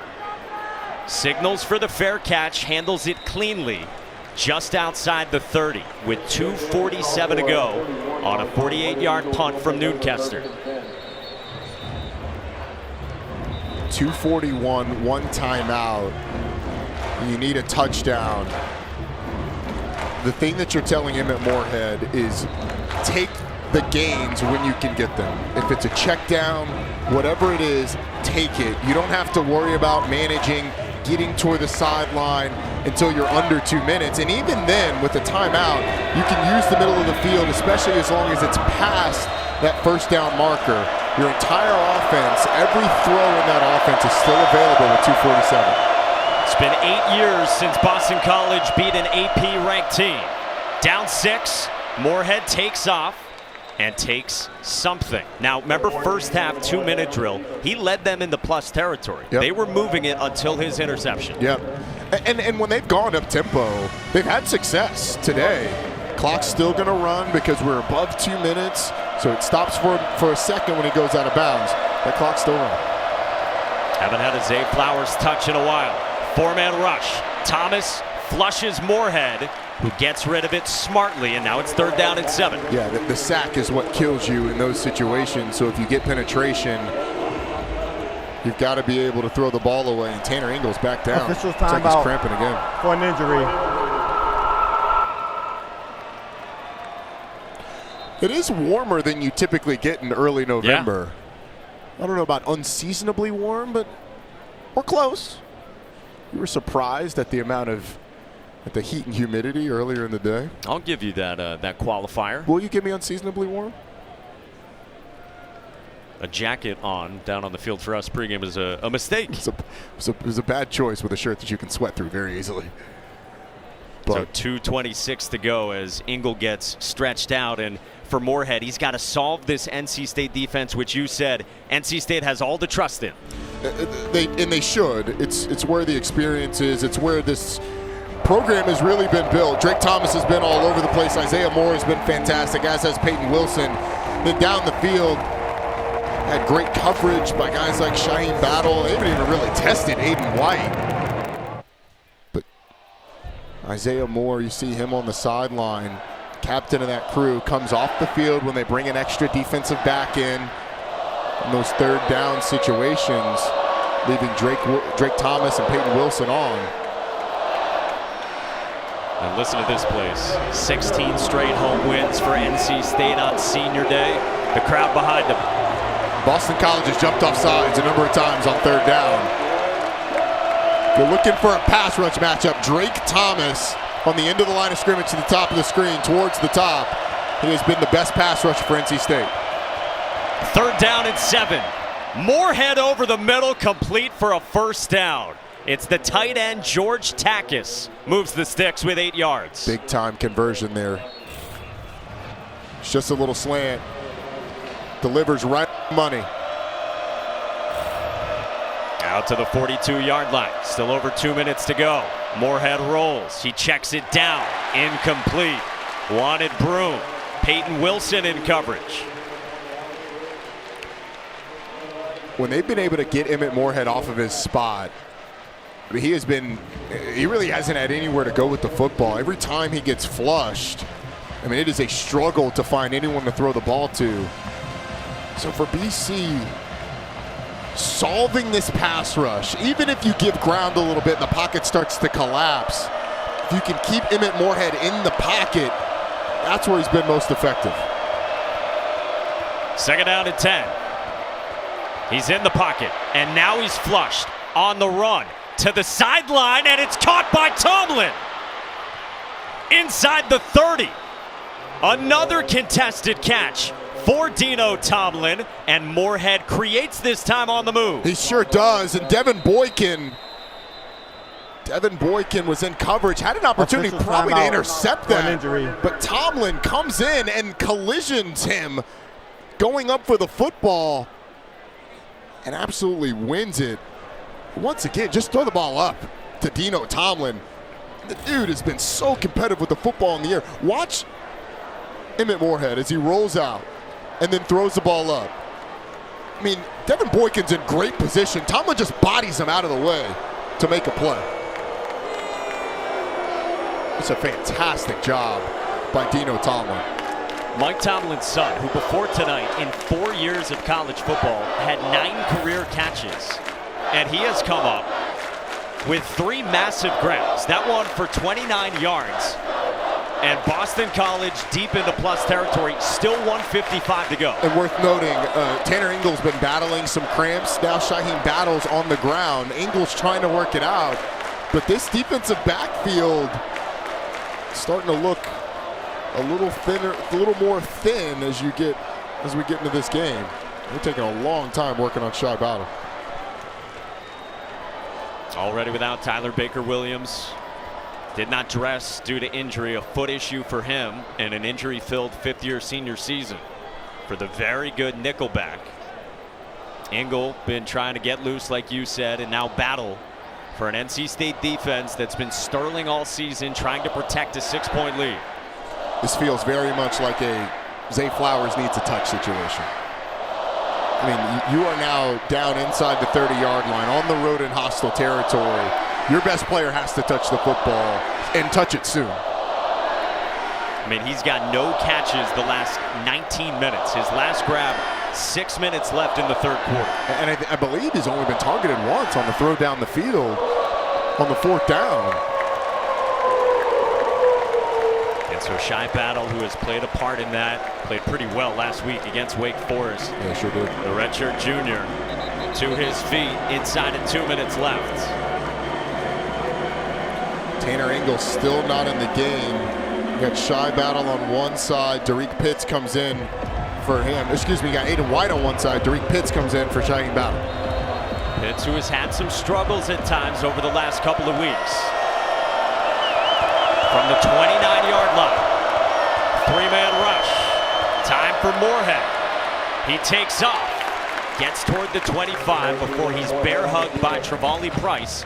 It's 4 yards as we tick toward 1:30 to go. All right, now you're getting in the situation where you have to be cautious about running the football like that.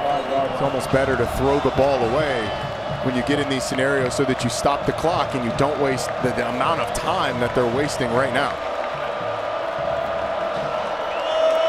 Not a lot of urgency on this Boston College offense. 3-by-1 set. Pitts shadowing Flowers. They're in zone coverage. Moorhead dragged down by Van. Davin Van for a loss of 7. It's the 5th sack for the Wolfpack.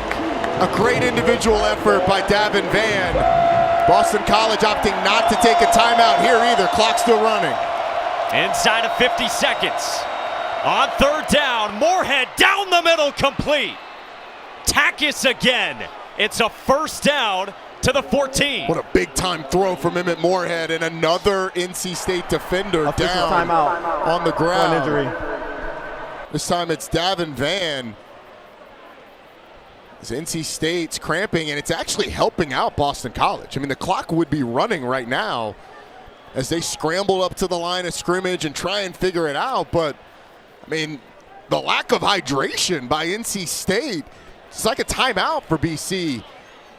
Now, the clock will start to run when everybody gets set, but by that time, you've already got your play call. You've talked about it. You've reminded your quarterback, hey, 43 seconds, one timeout. We're working sidelines here. Can't take a sack. Throw the ball out of bounds if it gets close. You can always throw it out of the back of the end zone. It's not going to be intentional grounding. You can give all those reminders that you would not have otherwise been able to. It's been a trying season for Boston College and Jeff Hafley. We've talked to him a few times this year, and he has said, we're going to get one of these. And this is as good of an opportunity as they have had to grab a win where they weren't expected to. The job not done. They're down by 6 at the 14-yard line after this grab 17 yards to Takis. On the road, number 16 team in the country, Emmett Moorhead delivers it to Takis. Didn't get a shot of that ball. Looks like it's a clean catch, at least from what we saw there. Nothing to suggest that it's not. But what a big-time throw. I mean, just in front of the safety, barreling down, and a big-time catch by Takis. So as Flowers has been quiet, it's been Tomlin and Takis. Moorhead across the middle, incomplete. Intended for Dino Tomlin. Drake Thomas in coverage for NC State. You can get a first down inside the 5. So you don't have to go to the end zone every time, but if you get a pass in the middle of the field, you can still use the middle of the field, but if you get a pass in the middle of the field, especially if it's short of the first down, you're going to have to burn that last time out. You get past the first down, then you have an option. You can spike it or take that timeout. I'd probably take the timeout anyway, so you have ample opportunity to throw the ball in the end zone. Shades of the Florida State game for the Pack defense. On second down, Moorhead climbs the pocket, rolling and throwing incomplete into traffic. 6 seconds come off the clock. Third down coming up with 30 ticks to go. Davin Vann comes back in the game. And again, you just keep wanting Zay Flowers to touch the football. Can you find an opportunity for him on one of those shallow crosses where it's an easy pitch and catch, and then you just let him be special with the ball in his hands? It's going to be tough to find something down the field because NC State, I would anticipate they're going to drop numbers. They're going to clog up throwing lanes. It's going to take a special play by somebody on that BC side. 11th play of the drive. Flowers, bottom of your screen against Pitts. On third down, Moorhead takes off. And Moorhead is brought down just outside the 10 by Davin Vann. Charge timeout. Boston College. 3 yards third and final of the half. Timeout taken by Jeff It'll be 30 Hafley.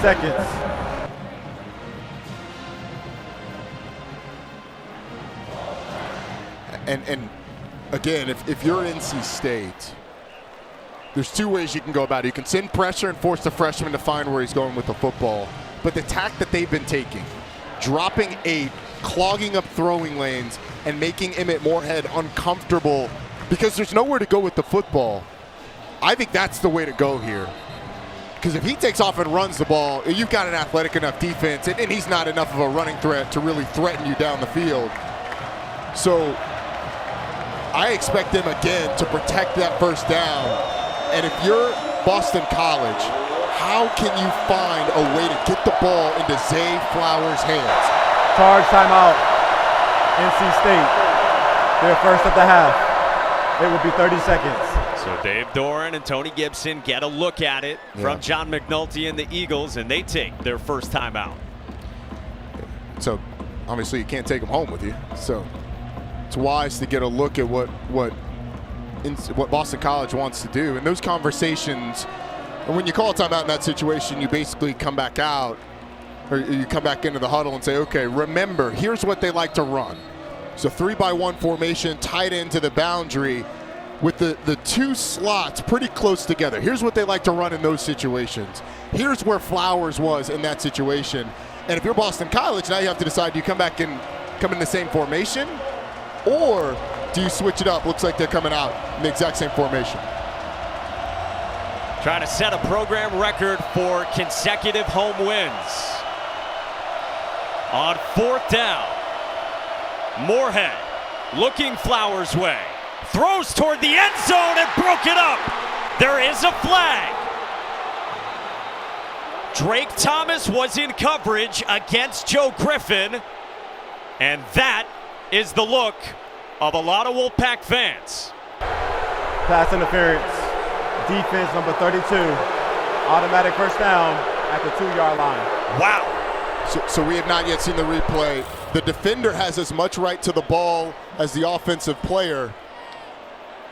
And if Drake Thomas is going for the ball, yeah, it's a good call. It's a good call. He gets there early and impedes the receiver from trying to catch the football, and he goes through the shoulder of Joseph Griffin. If he's able to get there first and it's a collision as they're both getting there, that's one thing. But Drake Thomas does go through the shoulder of Joe Griffin. So it ends up being, it's a good call by the officiating crew. Dave Doran's not going to like it. Tony Gibson certainly doesn't like it. Better watch out though. NC State, 3rd second of the half. It will be 30 seconds. I mean, it's close and it's bang bang, but I thought that was, upon the second look, I thought it was the right call by the officials. Always such an aggressive defense. They get that mentality from Dave Doran, from Tony Gibson, and Drake Thomas, who's been so good these last few years, just a little bit early. And it is just a hair. And had it not been called, to be honest, Boston College is probably the only team that is probably the only crew that says, hey, look, that should have been pass interference. Like, we would not have thought twice about it. Bang, bang play, not called on the goal line would have been fine. But if you are going by the letter of the law, I mean, Joseph Griffin has position. He's going to catch that football. Drake Thomas gets there before the ball gets to his hands. It is pass interference. It's a tough call, and now Boston College is going to have shots from the 2-yard line. The big thing for him at Moorhead, you cannot take a sack. You have to give yourself an opportunity to have 4 shots at the end zone. See if NC State can stand up. And watch out for Joe Griffin. Bottom of your screen, 6'4" freshman, a red zone threat. He's got a great connection with Moorhead. From the 2, pressure comes. Griffin's way, and Griffin hangs on for a touchdown.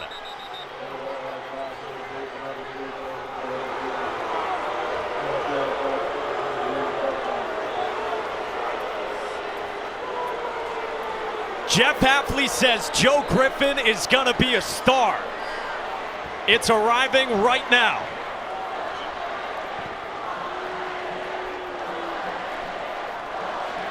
Emmett Moorhead fired up on the sideline, engineering that drive. And how many times in pregame, Mike, did we see Joe Griffin and Emmett Moorhead throw that exact pass over and over and over?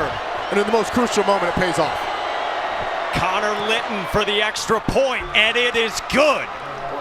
And Boston College grabs the lead on the road against number 16 with 14 seconds to go. Unbelievable, man. The back and forth of this game, and for NC State, I know they're so frustrated by that bang-bang play that's called pass interference down there on the goal line on 4th down.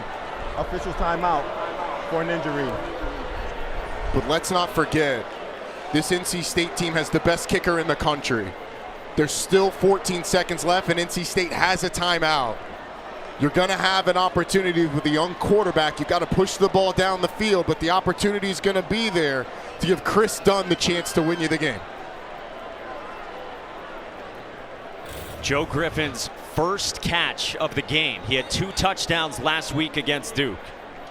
And it was right in that same end zone, to your point, Roddy, where we watched them go to work before they went into the locker room on this exact throw, and it caught your attention. It did, because it's 2 young players. It's a redshirt freshman quarterback and a true freshman receiver staying out after everybody goes in to get dressed, right before they come out as a team for warm-ups, to work on that exact throw in that exact place from that exact spot. They were throwing it from the 25, and then they moved up and threw it from about where Emmett Moorhead was standing right there. And Joe Griffin was exactly where he caught that football, right on the back hip. That extra work pays off, and the faith of the freshman quarterback to go to the freshman receiver in that situation has these NC State fans stunned. Emmett Moorhead, a redshirt freshman, a year ahead of the true freshman Joe Griffin. And Moorhead said when Griffin arrived, he tried to take Joe Griffin under his wing because he knew they were going to get reps together. And he knew what the future had in store for Joe Griffin. And 2 weeks in a row, that connection is real. How about the fight of this Boston College team? You've got a freshman quarterback on the road in one of the most hostile environments in this league. You've got the number 16 team in the country, statistically the best scoring defense in this league on the other side. You get the ball back with 2:43, one timeout. You drive the ball down the field, converting a big third down in the process. You get a call on fourth down and then make the play to get the ball in the end zone. This is a team that lost to UConn earlier this year. A UConn team that's now bowl eligible but did not start the season well.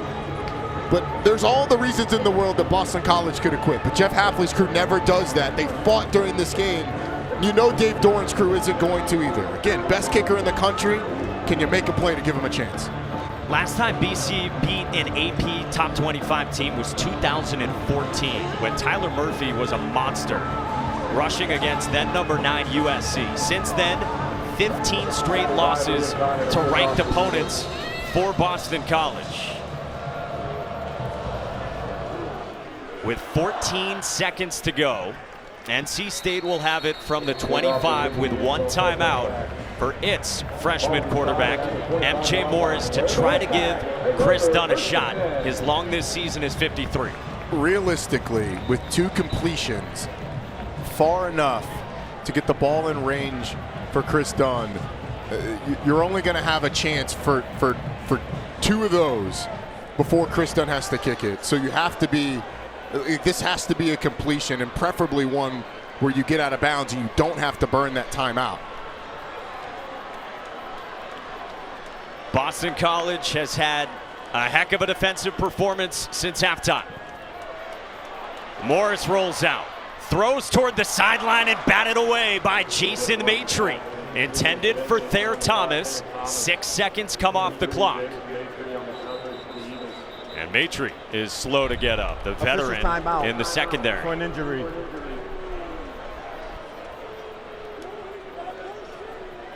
Now you're kind of hoping and praying that you can get at least, and you got to get at least to what, the 45, that'd be 55. It's over 60 yards right there. If you can get to the opposite 40, that gives you an opportunity for a 57-yarder. But do you have the time even to get down there at this point? Now you're not worried about getting to the sideline. The middle of the field, if it's wide open, throw it in the middle. You have to have the awareness of where you are, how much time it took to get down, call that timeout. But NC State, you're trying to get yourself in a position to throw it in the end zone for a Hail Mary, or even more preferable would be an opportunity for Chris Dunn. But I think you'd have to get past the opposite 40 to even be in a scenario where you'd attempt that field goal. Again, Dunn might be the best kicker in the country. He is 20 for 20 on field goals this year, but NC State is at its own 25-yard line with 8 seconds to go. Quick throw, Thayer Thomas on a lateral. Jones back to Morris. Throws it across the field, and Valdez picks it off. With 0 showing here on the clock in Raleigh. The game is not over. They have to do some administration, but the game is over. It was a legal forward pass. Either way, it ends up in the hands of Boston College, but wow, what a finish. Fitting that Marcus Valdez comes up with it, a guy who typified the grit of this BC defense all game and all year. He's been playing hurt all season, and he was stout for this defense. So much of the talk around this Boston College defensive line is around Donovan Ezeraku. Marcus Valdez showed up today. All 6-year senior, rolling in there as a captain, 2-time captain for this Boston College team. Comes up with the crucial play down the stretch. And NC State absolutely stunned here at home by the Boston College Eagles. And Jeff Hafley. Illegal forward pass. Offense. Penalty is declined. The play results in a first down, Boston College. Please set the game clock to 1 second. What? There's no way that play took less than 8 seconds. That play was all over the place. 2 laterals and 2 passes. Yeah. And so they do put 1 second back on the clock. And wow, Boston College comes into Raleigh and stuns the Wolfpack. Absolutely stuns them. And there's still a lot for NC State to play for, but this senior class isn't going to get the record that they so coveted, at least not sole possession of the record that they so coveted. And to be honest with you, they've got teams going to go to 7-3. 10 wins has only been done once in the history of this program, and it's been such a big number for NC State. You're going to have to win the next 2 games in the regular season to get there and finish 9-3, and then the bowl game. You've got a UNC team that's really hot, a Louisville team that's playing really well, and you get a good team in the bowl game. So we'll see if that happens. But you can't help but to be happy for Jeff Hafley and for this program that he represents so well. Such respect between those 2 head coaches, and that team absolutely fought its tail off in that game. And a last-minute drive by a quarterback making his second start ends up winning it for him. Disappointment on the face of Dave Dorn, but Boston College hung in there until the very end. Unprompted, Jeff Hafley said to us yesterday, I know there's some people who think I should be fired, which is ridiculous. I agree. For as early as his tenure is and how successful it's already been. But he's aware of the noise, and they come in and they beat number 16, and Taylor is down there with Jeff Hafley. Thanks, guys. All right, Coach. This season has had its challenges. You guys come on the road, a top 25 team, and pull off a win like that. Describe the emotion. I can't. It's unbelievable. The joy, the effort, how hard these guys believed. It's incredible right now. I'm so proud of the team, the way they fought, the way they haven't given up, the way they've stayed supported when everybody hasn't given us a chance. It's an incredible group who I love, and I'm just happy to be their coach. You told us this week you have seen commitment and fight from your team. That was emulated here tonight, and you have a young squad. How encouraged are you by this showing? Really encouraged. The momentum they'll gain. They deserve this. They put in the work. They hear a lot of noise. They deserve this. That's them. They played so hard. Just really proud of them. And you did it with a young quarterback in Emmett Moorhead. What a stage for him to perform on. How impressed were you by his composure? Really impressed. He was pretty down after the picks. I just kept going up to him and asking him how much fun he was having, and I'm sure we're about to have a lot of fun right now. Really proud of him. Go have fun, Coach. Thank Enjoy. you guys. I appreciate it. Yeah, you bet they are. A senior day stunner, and buy stock in Emmett Moorhead if it's not too late. Well, the fact that he was able to come back from those early mistakes and put together that last drive, I mean, the kid has all the tools. For Roddy Jones, for Taylor Davis, our entire crew behind the scenes, Mike Monaco saying so long from Raleigh. Stunning. BC wins it. Let's get you to Jordan and company up in Syracuse.